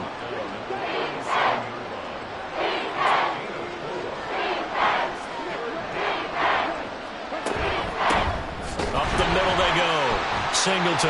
And he gets it to the 34. Good enough for the first. Give him 3 yards and a fresh set of downs. From the 34 now, here's 1st and 10. Off of play action, here's Lance. This one into the hands of Burton. And inside the 20 before he's brought down.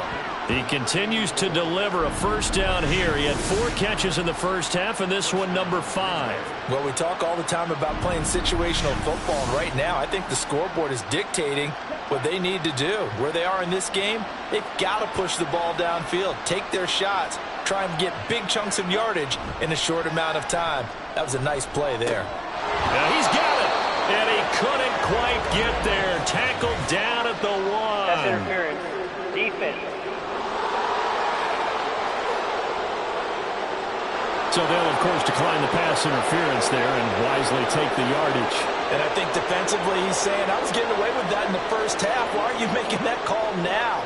But to me, that one was pretty easy. And he'll take this one in for a Packer touchdown. A great play there with his 2nd touchdown of the night. And the Packers are able to cut into this lead as they score on the opening drive of the second half. Sometimes offenses can get too cute down near the goal line, but there's nothing fancy about this one. As Coach Lombardi would say, we get a seal here, and we get a seal here, and we run this play in the alley. And that's good work to hit the hole hard and finish in the end zone. Fielded just outside the goal line. The lane opens here. He's past the 30. It's a foot race. And they are not going to catch him. He's in. Touchdown, Saints. I know a lot of special teams coaches, they just want to keep it away from him because that's what he can do. And others have egos that their players can't keep up with. And they say, challenge him. Kick it to him. The way he runs as fast as he is, I wouldn't challenge him at all. I'd do everything possible to keep it away. He is just a blur when he gets a full head of steam, and he got a full head of steam there.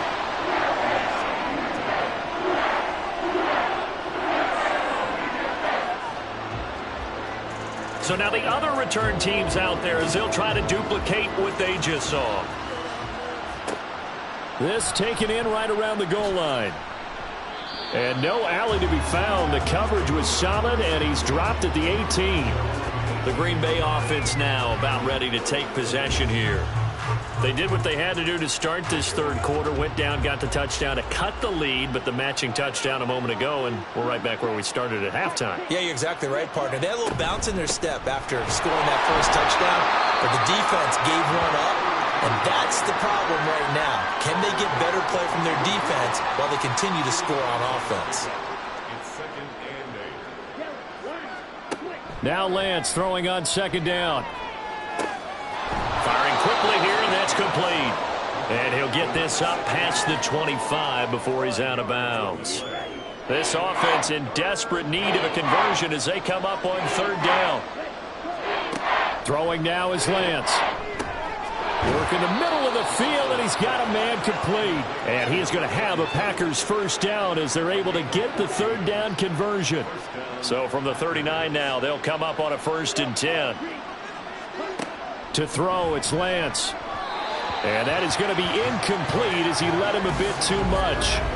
One thing I have learned, receivers don't mind high throws so much to the sideline, but do that over the middle to them, and not only are the DBs going to throw a little verbal trash their way, when they get back to the huddle, they have a few words to say to their QB, aren't they? Yeah, hung out to dry a little bit there on the high throw. Luckily fell incomplete.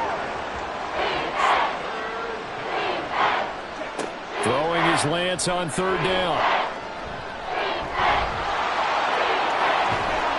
And he has a big gain inside the 40 before being dropped.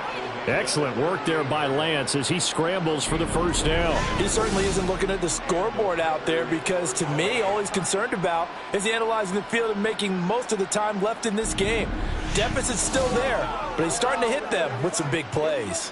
So in Saints territory now. Here's 1st and 10 at the 38. They'll run on first down. Singleton. And he's going to take this ahead for right around 3 yards, but no more than that.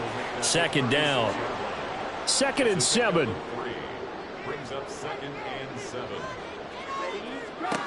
Working from the gun. Lance. Quick hitter here. It's complete.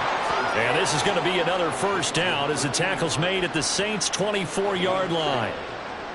First down, Green Bay.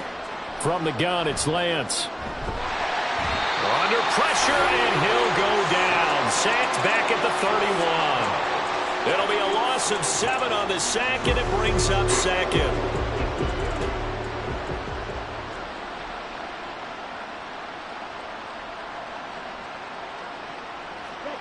Lance looking to throw it. Going for Burton, and he's got it. And he gets this one inside the 15, just a yard or 2 shy of the 10.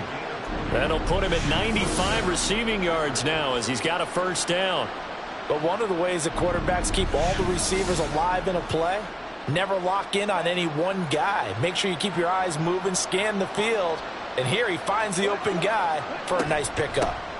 On first down, Singleton. And he'll take this one inside the 10 down to the 8. A gain of 3, 2nd down.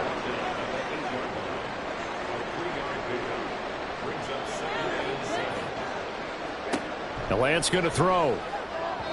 To the end zone, but it's incomplete. Let's face it, if you want to get back into the game, these are the kind of throws you got to hit. He's wide open right there. Got to be able to get it to him, don't you think? And those are the throws that haven't been available to them every time he's dropped a pass. Yeah, that's a big miss. Oh, he tried to fit it in on the slant, and it's intercepted. And the Saints are going to take possession here at their own 3-yard line. So an opening drive interception to begin this second half. And just think about the time you spend in the locker room going over what you expected to do in the second half. Not the way they saw it, not the way they drew it up. You find out this is something that you can't just edit, right? There's no rewrite here. This is live, and now they've got to find a way out of this hole. Now the Saints, they trot their offense out here. They take over here following the interception. That's the good news. The tough spot is the spot that they're in. That's inside the 5 in the shadow of their own goalpost here. 1st and 10. And they'll get him down up past the 15. 68 yards on the ground for him now on 9 carries. So that last play gives him a little more space now. Here's 1st and 10 at the 16-yard line. Another run for Gibbs here. They'll get him to the ground at the 20 following a pickup of 4. In my book, that's running the ball well, but with intelligence. How about him keeping the clock moving, staying in bounds? Yeah, even though it's the 3rd quarter, you're thinking ahead, aren't you? This is where your running game can really help you with a lead in the second half. I agree totally. It's not just end-of-the-half situations that you worry about the clock. It's throughout the game. And with a lead, stay in bounds. Make them fight harder to try and catch you. Back to throw now on first down. It gets it right back to Mayer. And that's good for a pickup of 10 yards. And they'll be left with a second and about a foot. It's 2nd and inches at the 39-yard line. 1 quarter remains here on a Sunday night. We'll return with more after this. This is the NFL, and it's on EA Sports. Back now here live in New Orleans. A good position to be in here, 2nd and inches. It's the Saints. They'll be looking to expand their lead here. They've got the football as we start the 4th. There's a ball thrown right side and complete. And take this to the other side of midfield before going out of bounds. The Saints passing game in sync and moving the football. It's a first down. These guys are running offense like you drive. The pedal is down, stomped down. How about that? Back-to-back completions. They are rolling. So much for being conservative and running that football. Now a give to Gibbs, running left. And a 5-yard gain gets him to the 42. Starting to become a tough spot for this defense. You're down, fourth quarter, looking a little fatigued maybe on that side of the ball. Partner, we've seen this before, haven't we? Because every coach we've ever talked to says body language is important. And now you're seeing guys with their hands on their hips, they're bent over, hands on their knees. And the offensive guys are just saying, let's just keep running it out, and we've got them now. And on 3rd and 5, this will be the 8th play of the drive. From the gun, Gibbs will get it.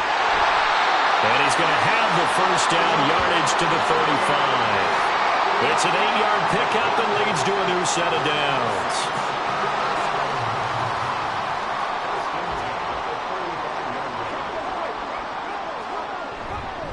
Gibbs straight ahead.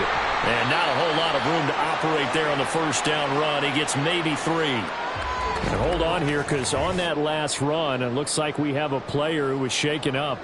While they come out and take a look at him, we will step aside for just a moment. Here's 2nd and 7. Hand off now to Gibbs. And he gets stopped up at the 31 after a gain of maybe a yard. Brandon, I've got to think this offensive line has got some smiles on its faces. And I know it sounds crazy, but they practiced for this back in training camp. They knew they'd be in situations where it'd be extra defenders in the box coming after them, trying to keep them from locking down a game. Right now, they want to show the world they're up to the challenge.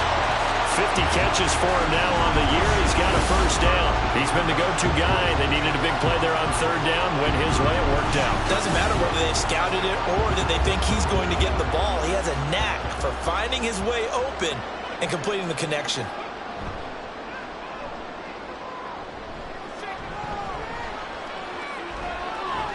And now a throw on first down there, but it's incomplete. Not only did he have a chance to scan the field there, it felt like he had a chance to scan it twice. The protection was that good. Unfortunately for him, the coverage downfield, equally good. And he's going to hook up with his big tight end, complete. And able to get this down inside the 15, either the 13 or 14 before he's out of bounds. Back to throw again. He finds his man, complete. It's Gonzalez. And he is out of bounds, getting it down to the 10. So the completion good for just 3. And that'll bring up 4th down.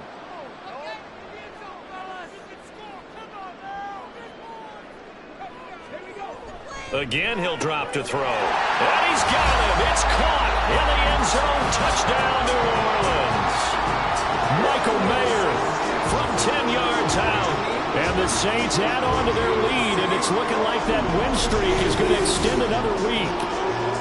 Well, it seemed like they were so focused elsewhere, they forgot about the tight end spot, and he's the one that burns them there to make this a 3-score game here, Charles, in the 4th quarter. I think there might be a little bit of defensive fatigue from those guys on that side of the ball, partner, because they've been spending their time trying to stop them from all angles. This time, the tight end gets them. The point after, good by Groupie. And the lead is now 24. That drive a long one, spanning 15 plays. And it was finished off by a Michael Mayer touchdown grab. Out is the kickoff unit as they run up and send this one away. And here comes a return from just beyond the goal line. And in hindsight, probably should have taken a knee as he only gets this out to the 16-yard line. Now come the Packers for their next drive as we take a look at the playoff race in the NFC coming into the weekend. Now the current playoff picture, and you can see they are one of those 3 wildcard teams, at least for the moment, but they have not clinched that spot, Charles. And look, their message has been clear. We're keeping our foot on the gas to the very end. And how about the theater and the drama that's involved, partner? The best part, we've got a front row seat to it all. And I think this is obviously the ultimate goal when they added a 7th seed to the playoffs back in 2020. More drama, more teams in it late in the season, and more importance on games like this. And he works it across the 25 before being tackled. Give him 10 there, good enough for a Packer first down.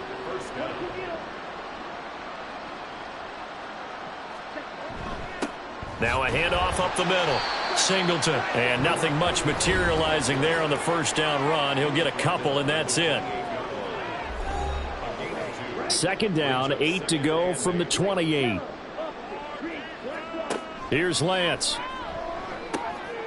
Throws a quick hitter on the slant. That's complete. And they get him down, but not before he takes it across the 40-yard line. Now a timeout here, at least for the moment. Looks like one of the Saints is injured, shaken up on that last play. 2 first downs have him up to the 41 now for 1st and 10. Now Lance. It's a short one here, complete to his tight end. And he'll be out of bounds up near the 45 at the 44. From the 44-yard line, here's second down at 7.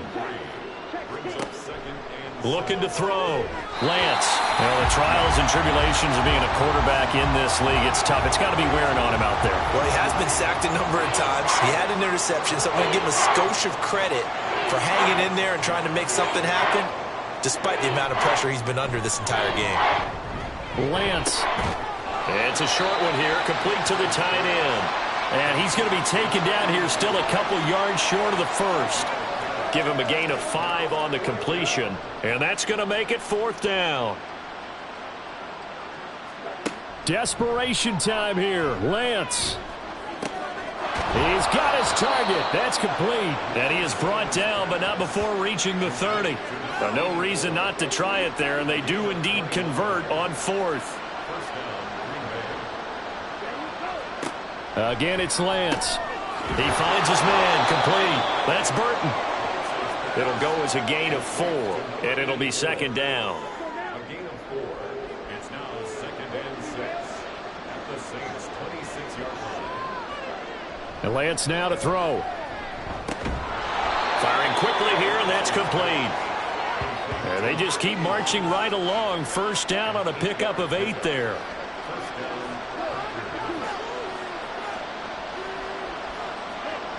Here's Lance to throw it. And he's got his man on the out route. And brought down, but not before they get it inside the 10 to the 7.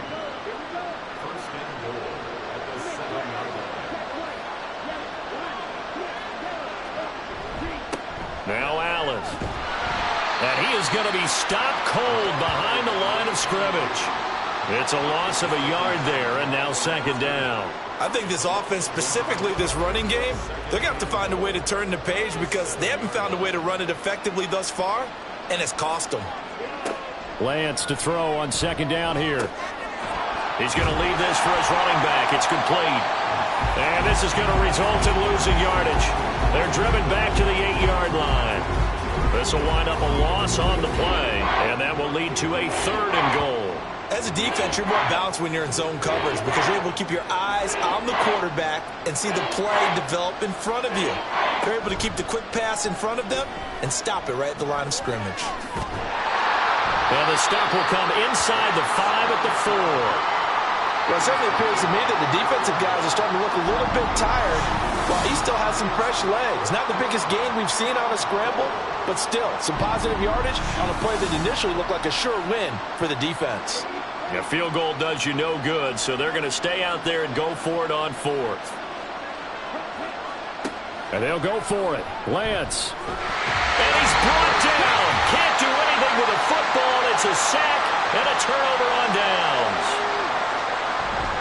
Drive starts with a run from Gibbs. And he'll be taken down at the 18. Tackle on that play by Quinton Williams. Now 2nd and 5.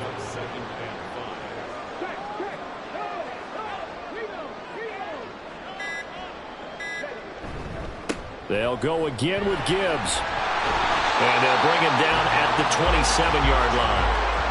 103 yards rushing for him now. on 17 carries. And carries like that, that's how they're going to continue to salt this thing away here, Charles, in the fourth quarter. Yeah, how about that? A new set of downs. Clock continues to move. No better way to close out a game than to tap those mastodons you have up front and say, guys, keep pounding them. Let's keep the ball, keep their offense on the sidelines, and let's close this one out. Brings up 2nd and 7. So this one, a victory here for New Orleans. And to be frank, Charles, probably not too many people surprised at how this one turned out. Yeah, I don't think so at all. I mean, they're such a good football team. They were at home. You know, you walked in and you looked at the advantages and you saw that they had most of them. It'd take a lot to try and even it up. I just thought 2 words for this ball game: methodical and predictable. And both of them came together. So for the Saints, the win moves them to 12-1 now on the year. And they'll hit the road next week to take on the Dallas Cowboys. Meanwhile, for Green Bay, they can ill afford to drop too many more as they fall to 7-6 on the year. And they'll get a chance to redeem themselves at home next week. I'm Brandon Gaudin. Certainly have to thank Charles Davis, my broadcast partner, and our entire crew. We'll catch you next time right here. It's the NFL on EA Sports.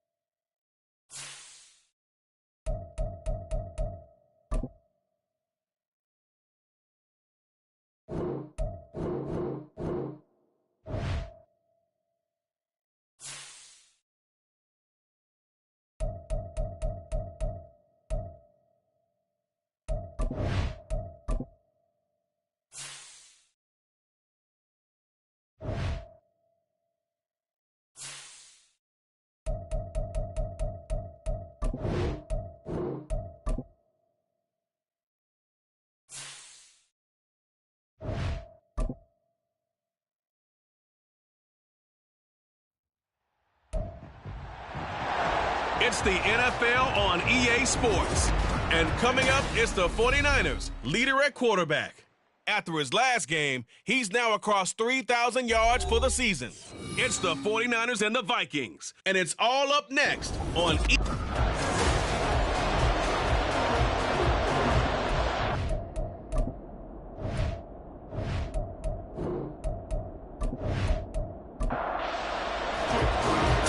Of the NFL season are complete. What lurks in our final month? We're underway in Week 14. From a yard or two deep, here comes. And in hindsight, probably should have taken a knee as he only gets this out to the 16-yard line. So here's the Viking offense making their way out. And leading him out, their veteran quarterback. Okay, I thought there was something to build on in last week's game by his performance. I thought he played fairly well overall. The numbers won't knock your socks off. 2 touchdown passes and an interception. The bottom line, though, they lost. Yeah. How does he eliminate that one interception, continue to take care of the ball, and maybe increase the number of times he puts the ball in the end zone with a receiver? Throwing on first down, but this one winds up to be incomplete. 2nd and 10.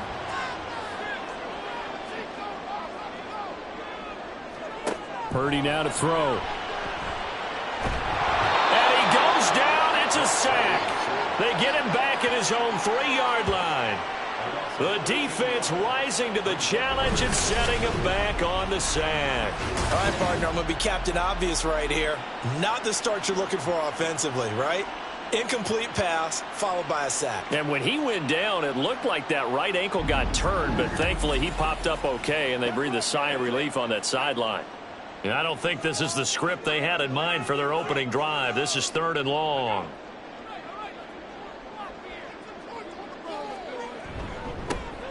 Up the middle they go. It's Roth, and he gets it up to the 10-yard line here. It's a gain of 6, but not enough, as he'll be forced to punt on their first drive of the game. Certainly not the start they were looking for offensively, coming off that loss last week on the road. And they didn't do their job. They're going to feel poorly about that. But what they're going to do is look at the defense and say, can you pick us up here? And let's face it, defenses can score. We've seen it, right? They can take the ball away, create a big-time opportunity. Let's see if they can get that done. Yeah, just something to jumpstart this home crowd. So here's the first drive now for the 49ers. And they'll be let out by their left-handed quarterback. And he's had a great season so far throwing the football. Very likely could go over 4,000 yards with a good performance here. And even in an age of passing first, that is no small accomplishment. They'll try and start this drive in the air. Throwing middle, and it's complete. Now the result here, a pickup of 8. Leaves him with 2 to go on 2nd down. He was locked in. 2 trips to the end zone, Charles, over 100 yards receiving. How about the combination of route running, confidence going downfield, and the ability to go up and get the football? You're exactly right. It was hard for them to stop him. And he'll go down shy of the 40 at the 41. 4 yards the pickup, 1st down.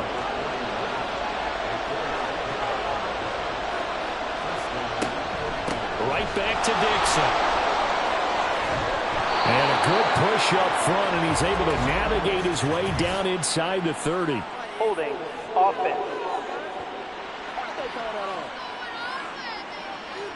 So that flag obviously takes away the good yardage that they had on the play. And talk about a momentum shift, because we can visibly see this celebration shifting from one side of the field to the other as soon as everyone saw the flag. And he'll get it inside the 40 to the 39. So the completion good for 7 there, and that will bring up 2nd down.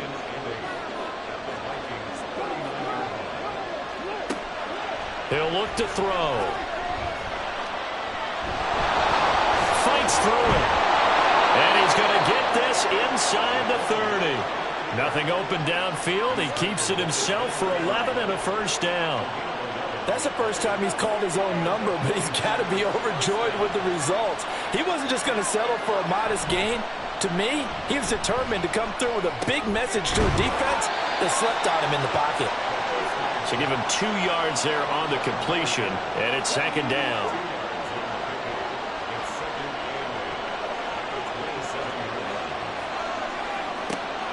From the shotgun, he'll look to throw. It's a short one here, complete to his tight end. They'll give him 4 yards there, and that's going to bring up a third down. In search of 4 yards here to pick up the first down. Back to throw here. A bullet throw, but incomplete. This Minnesota D up to the task on the third down pass play. Coverage was awfully tight there on third down. They actually closed off all the passing lanes, forcing the incompletion and bringing up fourth down. And the 10-year vet knocks it through the goalpost, and the 49ers take a 3-0 lead. So chalk that down as an 8-play drive capped with a field goal. Yeah, as a friend of mine used to say, they were moving and grooving for a while, but they couldn't keep the momentum going enough to get a touchdown out of it. And he'll elect not to return this one, so they'll bring it out to the 25 on the touchback. The Vikings offense making their way back out. Now let's give you a look at the playoff picture coming into the weekend in the NFC. And I tell you, 4 weeks still to go, and everything is wide open, and it's fun. And I know we always talk about, well, if the playoffs were to begin today, and then we kind of go, okay, but they're not. Let's see how it plays out. Wouldn't it be fun to play with this playoff lineup right now? Because to me, just about anyone can win this whole thing out of this grouping we currently have. And by the time we get there, it may look entirely different. They do get a yard there, but only a yard. Leaves them with 3rd and 9 looming. Here's Purdy. And that is incomplete. Looks like a second empty possession to start the game, and certainly not the way you want to start when you're coming off of a loss last week. Every team talks about starting fast. They're hoping on their next possession, it can be a delayed fast start and get them going. Here's Hill on the return.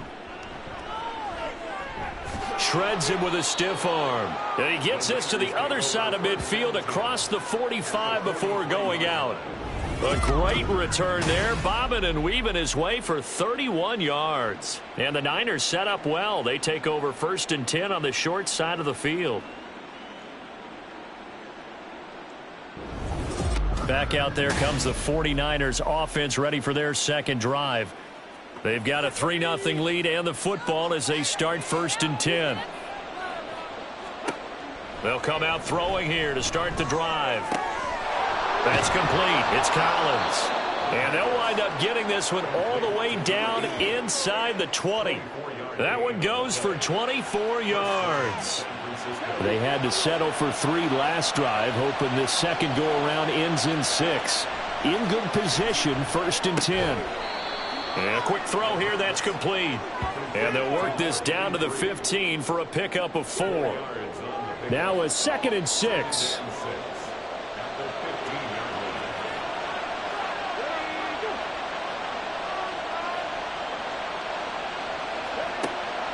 They'll look to throw. And his throw here is going to be incomplete. The coverage keyed in on him since that last completion his way. He earned a little more attention on that route, and that made it a lot tougher to get a clean throw his way. And he comes back with one complete. And the Niners are going to have 1st and goal as they try to finish off this drive with 6 points. And in a lot of ways, that catch is expected. Red zone presence, and that one was realized there. You've got to find your tight end in that situation.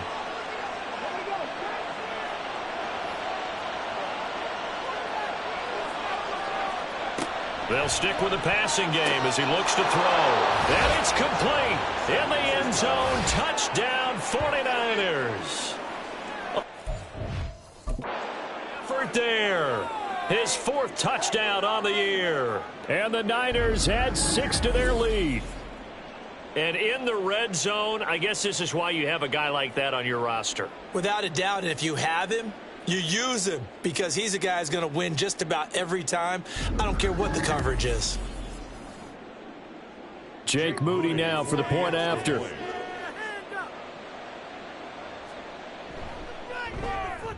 He's got it, and now it's a 10-0 lead here in the opening quarter. 5 plays there on that drive, and it's polished off by a touchdown for San Francisco. From a couple yards deep, he'll bring it out of the end zone. Now a hit and a loose football. Oh, and one of the linebackers has got it. And his guys are going to take over at the 21-yard line. So problems compounding themselves here on the return. They just give up the touchdown, and now they lose the football. Yeah, partner, things are starting to unravel a little bit for them right in front of our eyes. They're going to be looking for some answers, and quickly. Just a yard on the first down carry, so it's 2nd and 9.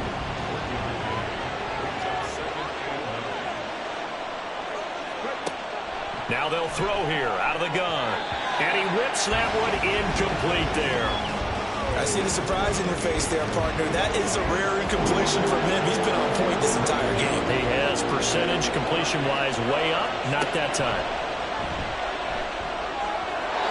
And now the 3rd down throw incomplete as well. They certainly had good starting field position on that drive, but couldn't do anything with it after 3 plays.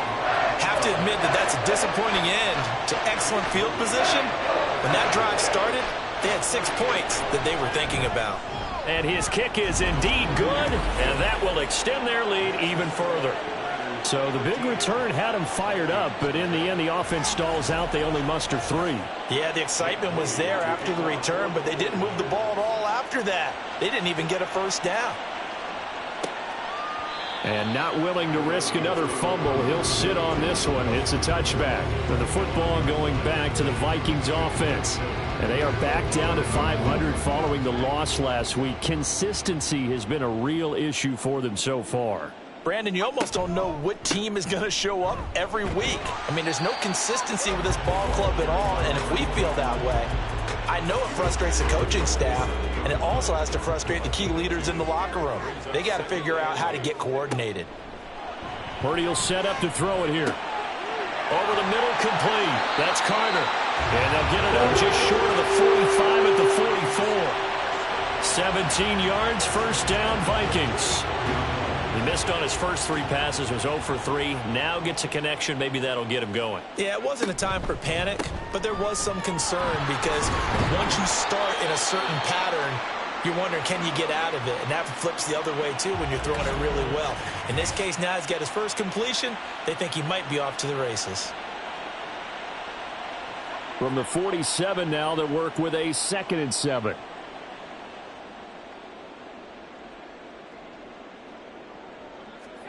Purdy. Got a man, and he hits him in stride. And they'll wind up getting this one all the way down inside the 20. It's a gain of 35. Seems like all the fireworks in this first quarter have been on the other sideline, but here they're saying, hey, we've got some explosive guys on our side too. And that's a big play in a game that's looking like it might be full of big plays. So the big play means just like that, they'll operate from the red zone now on first down. Back to throw, Purdy. And he's wrapped up, taken down, back at the 25. They'll wind up losing 8 on the sack there, and it's 2nd down. Got to imagine the pass rush will be equally intense here on 2nd down following the sack. It's 2nd and 18. Now a handoff up the middle. McKnight, and that play going absolutely nowhere as he's belted before he could get out of the backfield. This will be a loss of 3, and now a much tougher 3rd down looming. Throwing here, Purdy. Pressure applied, and he's going to be taken down. They sack him back at the 33-yard line. Brian Brzee fought in and got him down.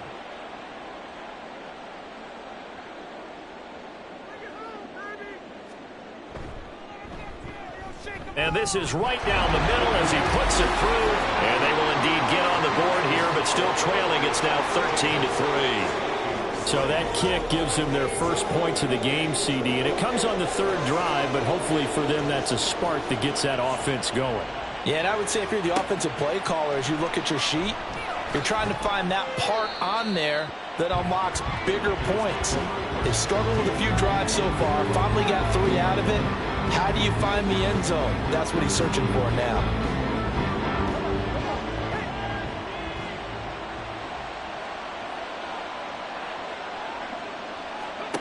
They'll come out throwing here on first down. And his throw here is incomplete. That certainly appeared to be a play call where they were just trying to make second down, second and short. I think they thought the coverage was off a little bit more than it was. Nice job there pressing up on it and forcing the incompletion. Trying to find a lane, but instead he'll get back to the line of scrimmage and no more. No gain on that one as it brings up a 3rd and 10. He'll look to throw. Work in the middle of the field, and he's got a man complete. And they're going to get this beyond the 40 before he's taken down. That's a 3rd down conversion of 24 yards there. Nice play. An entertaining start to this one. More to come on EA Sports. The 49ers with the football here to begin the second quarter, as they've got it with a 1st and 10. Back to throw. And that is incomplete. Oh, the coverage a little too good there, and it's 2nd down.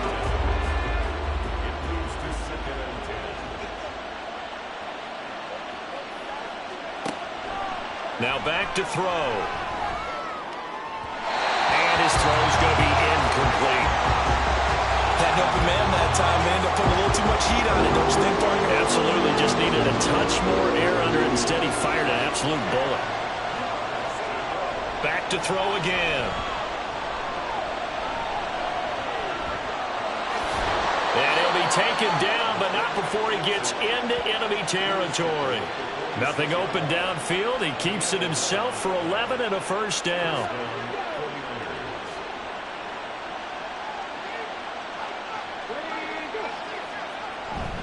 Up the middle they go with Dixon. And he can only manage to get a couple. 2nd and 8 coming up.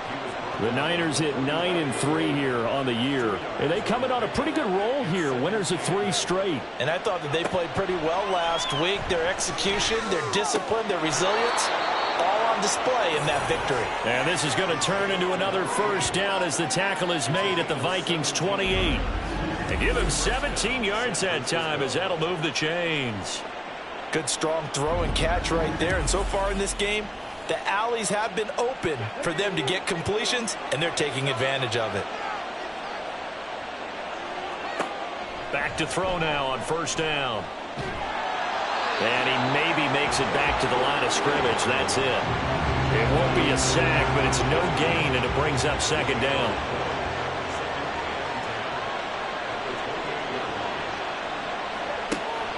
They're going to look to throw. They're able to complete this one to McLeod. They get 6. That'll leave them with 3rd and 4.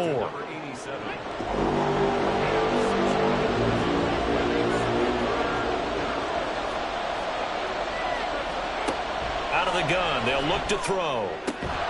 And he is caught. And he will be brought down at about the 6-yard line. Back-to-back receptions for him, and it's another 1st down.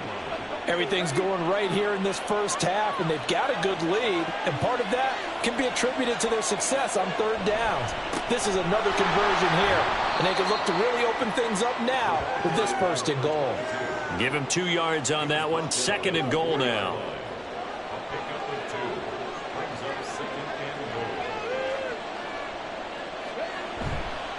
On play action, they'll throw. Sliding out of the pocket. Blitz coming, and down he goes. Multiple players combined for their team's 1st sack of the game. 2nd goal, last thing you need to do is get pushed backwards to take a sack. But he couldn't find anywhere to go with the football, had to eat it, and ended up on the ground.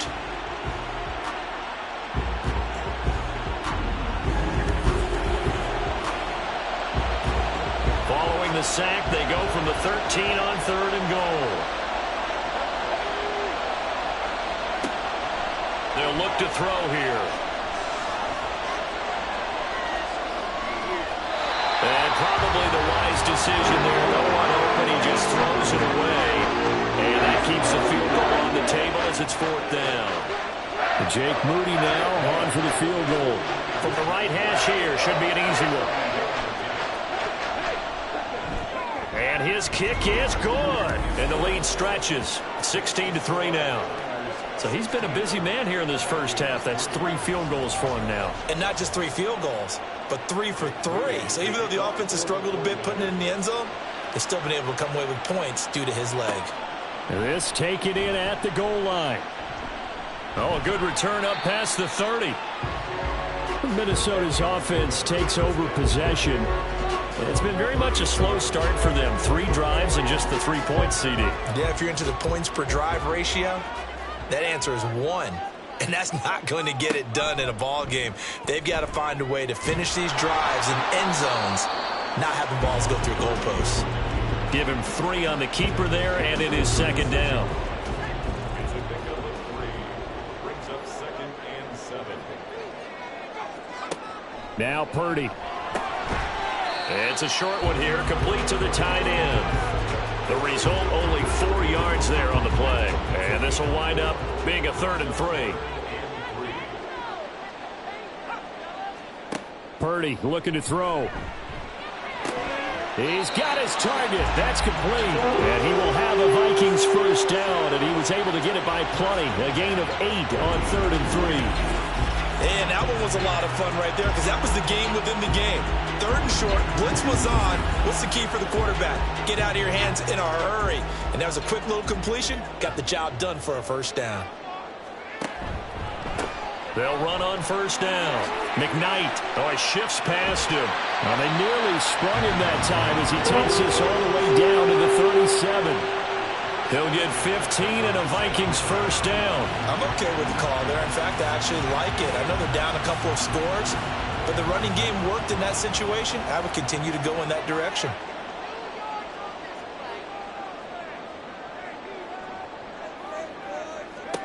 Here's Purdy on 1st and 10.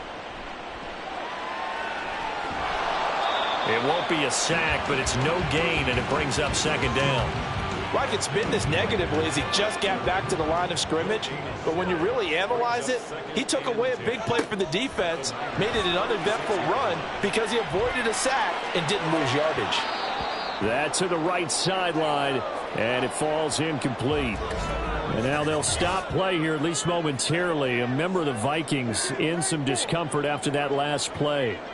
Well, now they're going to come out and take a look at this injury, and we'll be back in a moment.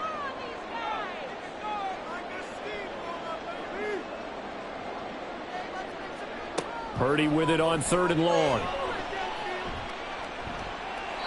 And this is going to be incomplete. 4th down now as San Fran's defense was strong in coverage. And based on my math, they've only converted 1 time thus far in this game, so you can see the frustration starting to come out a little bit. 3rd downs, they've been a problem for them all game. They've got to start becoming solutions. And this one is right down the middle. And the lead is down to 10 now at 16-6. These kickers now, it used to be that a 50-plus yarder was cause for celebration. Now seemingly automatic. Yeah, isn't it funny when we prepare for a game, when you look at the backgrounds of these kickers, it's interesting, isn't it, to find out they were all-state quarterbacks, receivers, defensive backs, all-state wrestlers, right? Baseball players. We're finding athletes all along, and now they're just specialists putting it through the posts. San Francisco's offense returns to the field. And last time they were able to churn some clock. They got the field goal, added on to their lead, but that was a drive that was so long it should have ended in a touchdown. You know that's how they felt.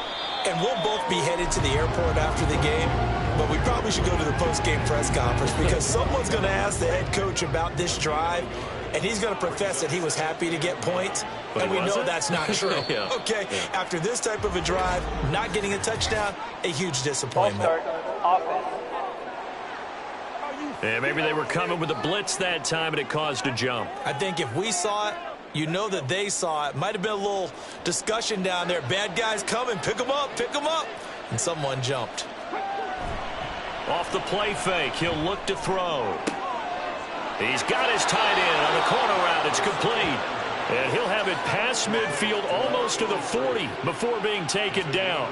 It's a gain of 35. This offense is looking very comfortable here in this first half. Very relaxed, very smooth, very efficient.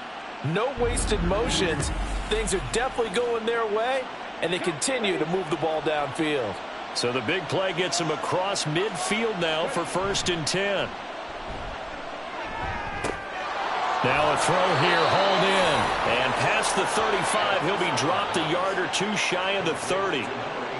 Line of scrimmage, the 31 now on 1st and 10.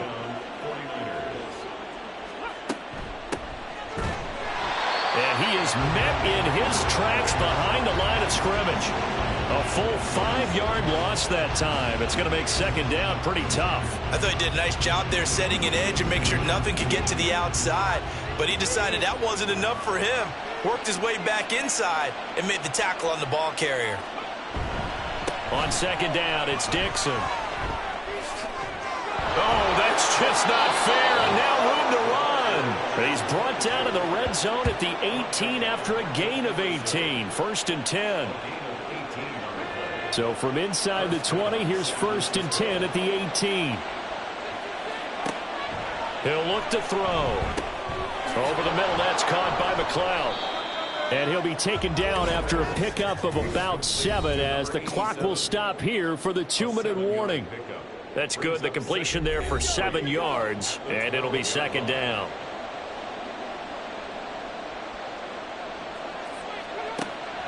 Now a shotgun snap as they'll look to throw. And it's caught. Touchdown 49ers. A 12-yard touchdown grab. And the 49ers are able to add on to that lead. The defense is doing their best, but they're struggling right now. They'll look for some help from their own offense to keep them in the game.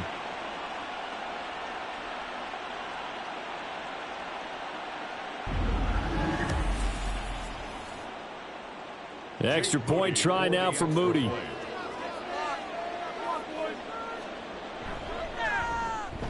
And that'll make this a 3-score game as the lead moves to 17.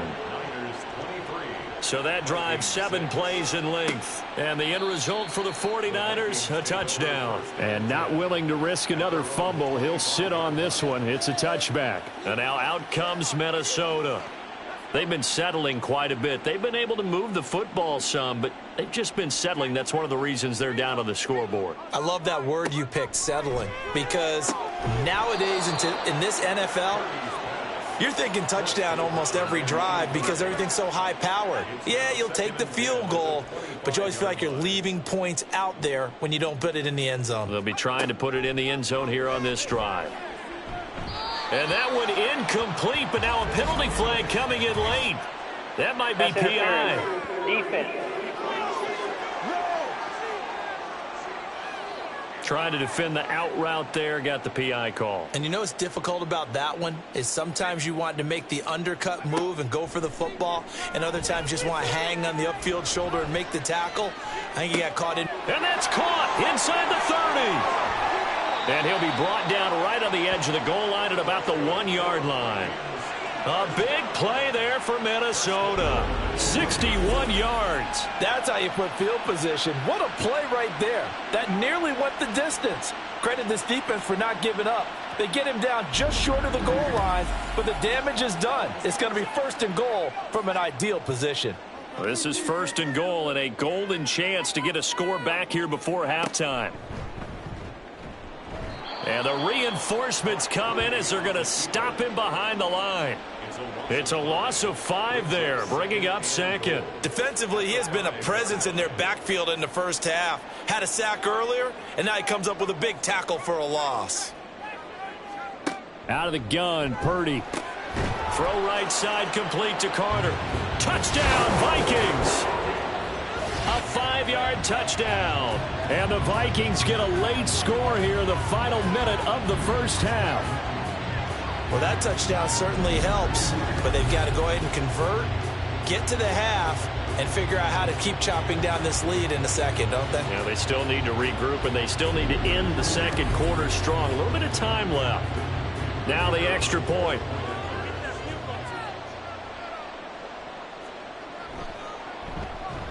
It is true. The lead cut to 10, 23-13. A drive there of just 4 plays. And it all culminates in a touchdown for Minnesota. And not wanting to risk anything here late in the half, he'll just take a knee, and they'll bring the football out to the 25. A little over 20 seconds remaining in the half as they'll line up here 1st and 10. The Niners ready to go on offense for the final time of this first half. And with a 2-score lead already, they may just look to get this thing to the locker room. It certainly looked like someone was very confident in his ability to fit that one in. I would say he was overconfident because there wasn't a whole lot of separation there. Had that one covered pretty well downfield and knocked it away. The Vikings going to signal for the first of their timeouts. And the defense obviously expecting run as well as they're going to shut that one down at the line of scrimmage. And he's going to be brought down short of the first at about the 31-yard line. Now the Vikings will use the second of their timeouts. So that means they're down to 1 remaining here as we head toward halftime.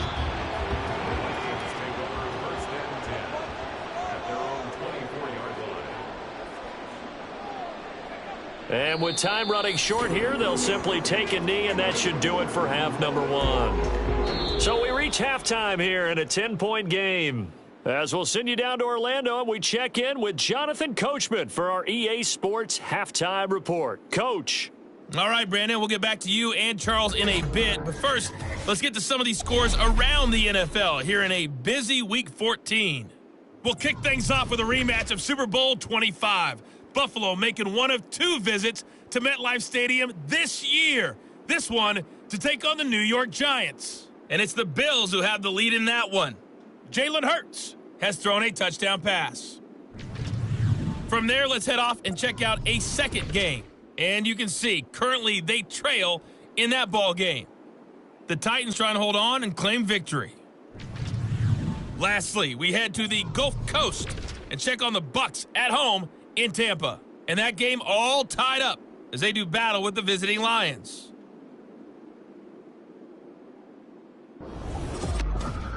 We were certainly treated to an entertaining first half. Both these teams with some high points and maybe a couple of low points as well. So it's going to be a question of who can be the most disciplined team going forward. All right, Coach, thank you, and we welcome everyone back for quarter number 3. It's the 49ers out in front, and they will get the football first as well as we are back and started in the second half. Hill is going to take it out of the end zone. And they'll get him down right around the 25, actually the 26 officially, so a net gain of 1 there.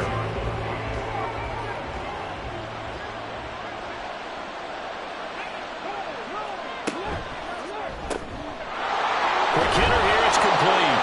And he gets this one just shy of the 40, down at the 39. He was held without a catch in the first half, but he's got one here, and he also picks up a first down. Dixon trying up the middle. And he's got room. And he has a big gain inside the 40 before being dropped. 56 yards rushing for him now on what was his 10th carry of the ball game. I think they like this drive a little bit better there, partner. Running game helping out, picking up some of the slack. Because remember the last drive, they went 3 and out. So again from the 39, this time from the other side of the field. Here's 1st and 10. They'll keep it on the ground. It's Dixon again. And he's going to take this ahead for right around 3 yards, but no more than that. Second down. Ball on the 36 now. Here's 2nd down and 7. From the shotgun, he'll look to throw. And this is caught inside the 5. And all the way to the 2-yard line there before crossing over out of bounds. They'll get 34 yards there.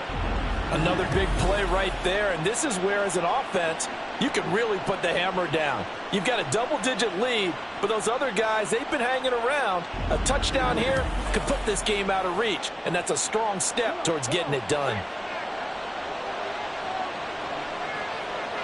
They'll motion out one of the tight ends.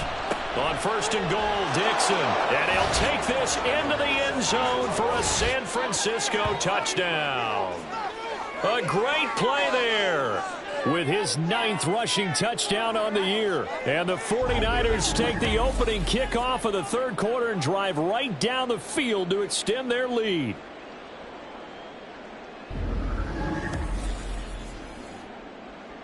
Now Moody for the PAT.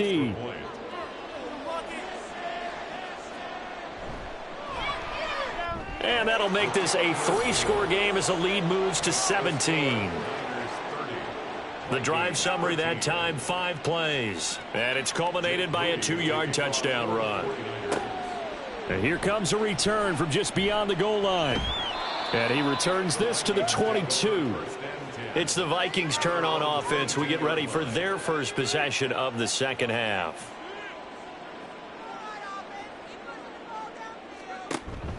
Play action. Now Purdy. Oh, this is taken in. It's complete. And he'll have it past midfield almost to the 40 before being taken down. That one good for 37 yards. Well, as my dad would say sometimes, I'm just scratching my head here trying to figure out what was going on there defensively. How did you lose him in the middle of the field? If you're going to lose a receiver, make sure it's someone on the short side of things, not deep downfield, that can hurt your defense. On first down, McKnight, and he edges forward, but only gets a pair of yards out of it. It's second down. From the 38 now, here comes 2nd and 8. Brings up 2nd and 8. They'll keep it on the ground. McKnight, and he's going to have this pretty close to a first down as the tackle is made at the Niners' 31. This offense in desperate need of a conversion as they come up on third down. They'll bring a tight end in motion left. On third down, McKnight. So he fought off the tackle, and that effort gives him the first before he's brought down. Now, during that run, an injury here. We got one of those big blockers in some discomfort. Hopefully, obviously nothing serious here. Medical staff, though, going to take a peek, and we'll take a break. They'll run on first down. McKnight.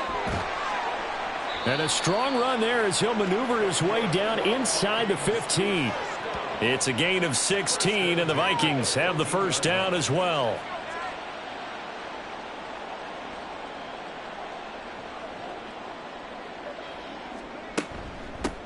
Up the middle they go. McKnight, and not able to break away this time as they're going to stop him right around the line of scrimmage. Officially nothing on that last run. They'll try again, 2nd and 10. Now a give right side. Roth.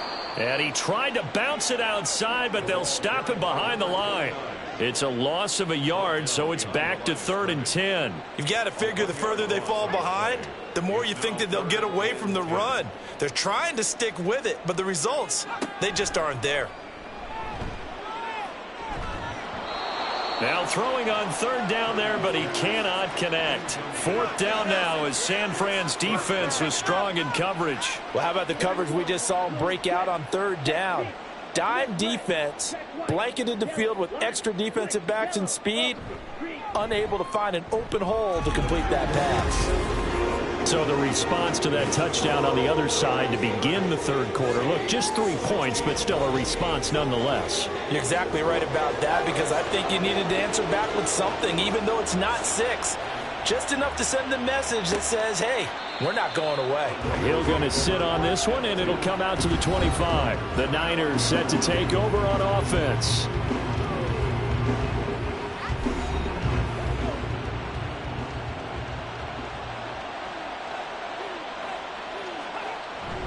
They'll start the drive with Dixon. He'll be dropped after a gain of about 6 across the 30 to the 31.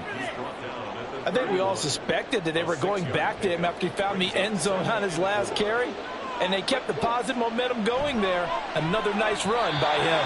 They're unable to connect, but a late flag comes in. And the contact may have come too early. After the penalty, a fresh set of downs. It's 1st and 10.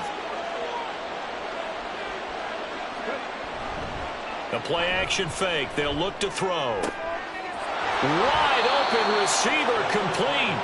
And he has a big gain inside the 40 before being dropped. A well-executed 22-yard gain. And now we get into the psychology of the whole thing, because a lot of teams with a 2-score lead in the third quarter, they almost become defensive with their offense, just playing not to lose. I think with this team, you got to figure at this point, this is a great spot for them to go into attack mode, really try and put the hammer down and finish this one off. And they'll wind up getting this one all the way down inside the 20. 22 yards on the catch and run, a first down.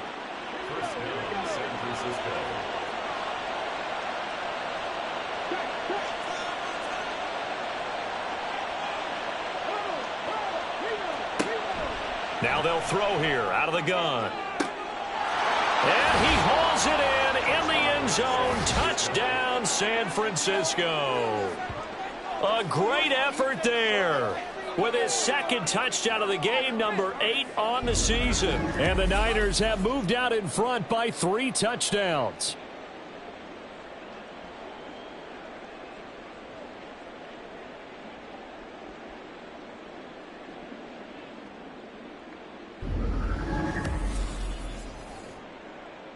Extra point try now for Moody.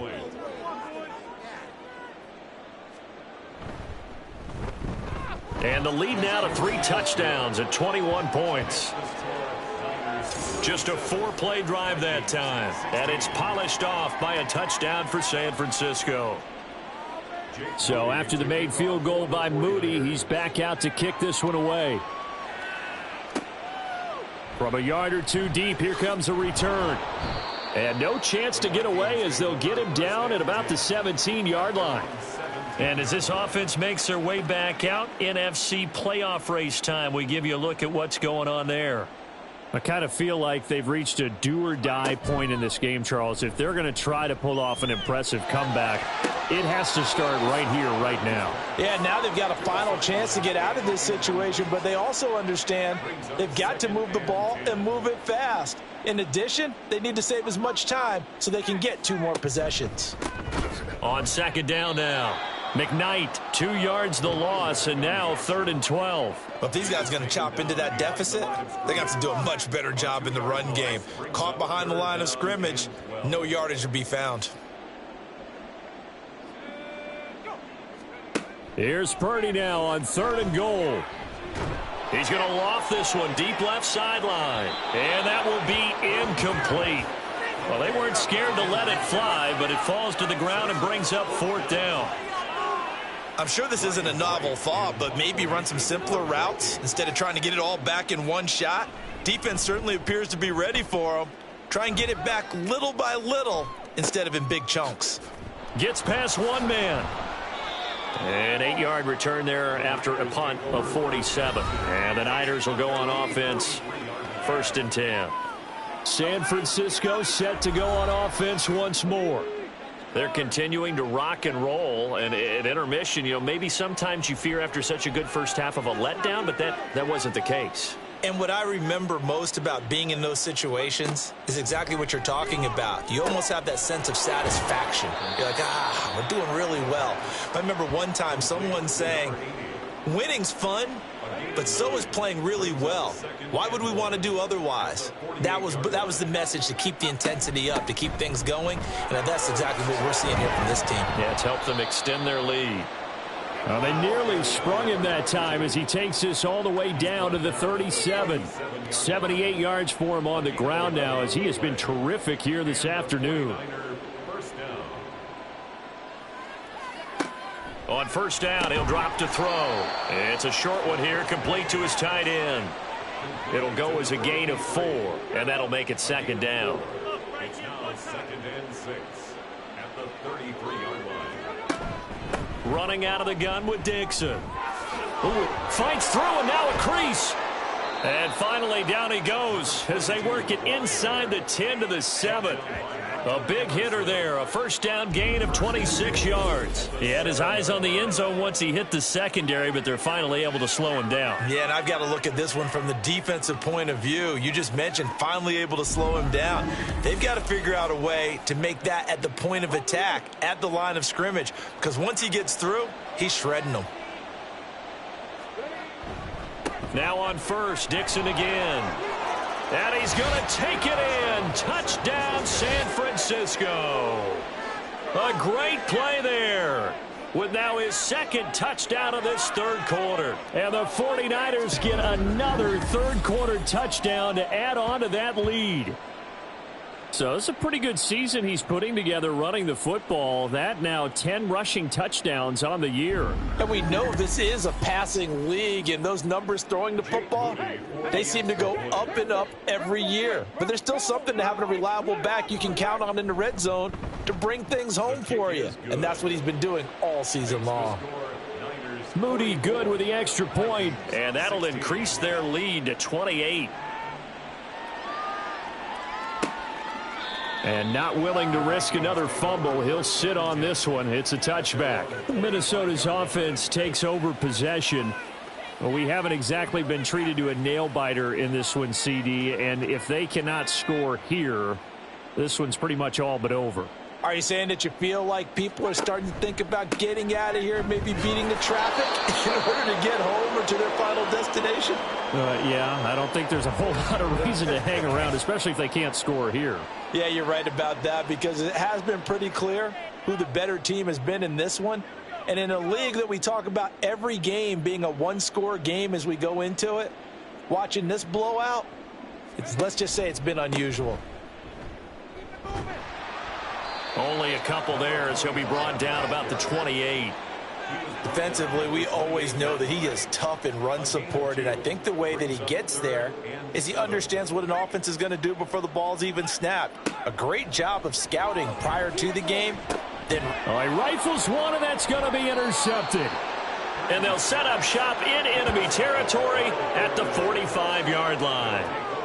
Well, this had trouble written all over from the start. He's got 2 extra defensive backs in the game he's got to deal with. They're in a dime set. So everywhere he's looking, he's seeing a different color jersey. And sure enough, this one winds up being intercepted. A look at the running back, the man out of the backfield as he gears up to go again. He's up over 100 yards, and he'll be looking to get in the end zone again. Has a tremendous nose for it, doesn't he? The ability to pile up yardage and find the end zone, that's the combination you want in your runner. That's a combination any coach wants, and we'll see if he can find that end zone once more. Pretty solid run here on first down. Almost picked up another first, but he appears to be a few inches short. In need of only about the length of the football here on second down.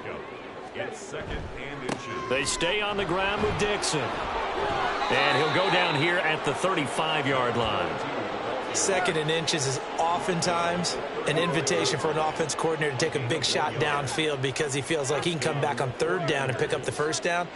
But sometimes you just don't want to break tendency. Stay with what you are, stay with who you know, and go get the first down. That's exactly what they did. This will be a gain of about 8 to the 27-yard line. Brings up 2nd and 2 at the Vikings' 27-yard line.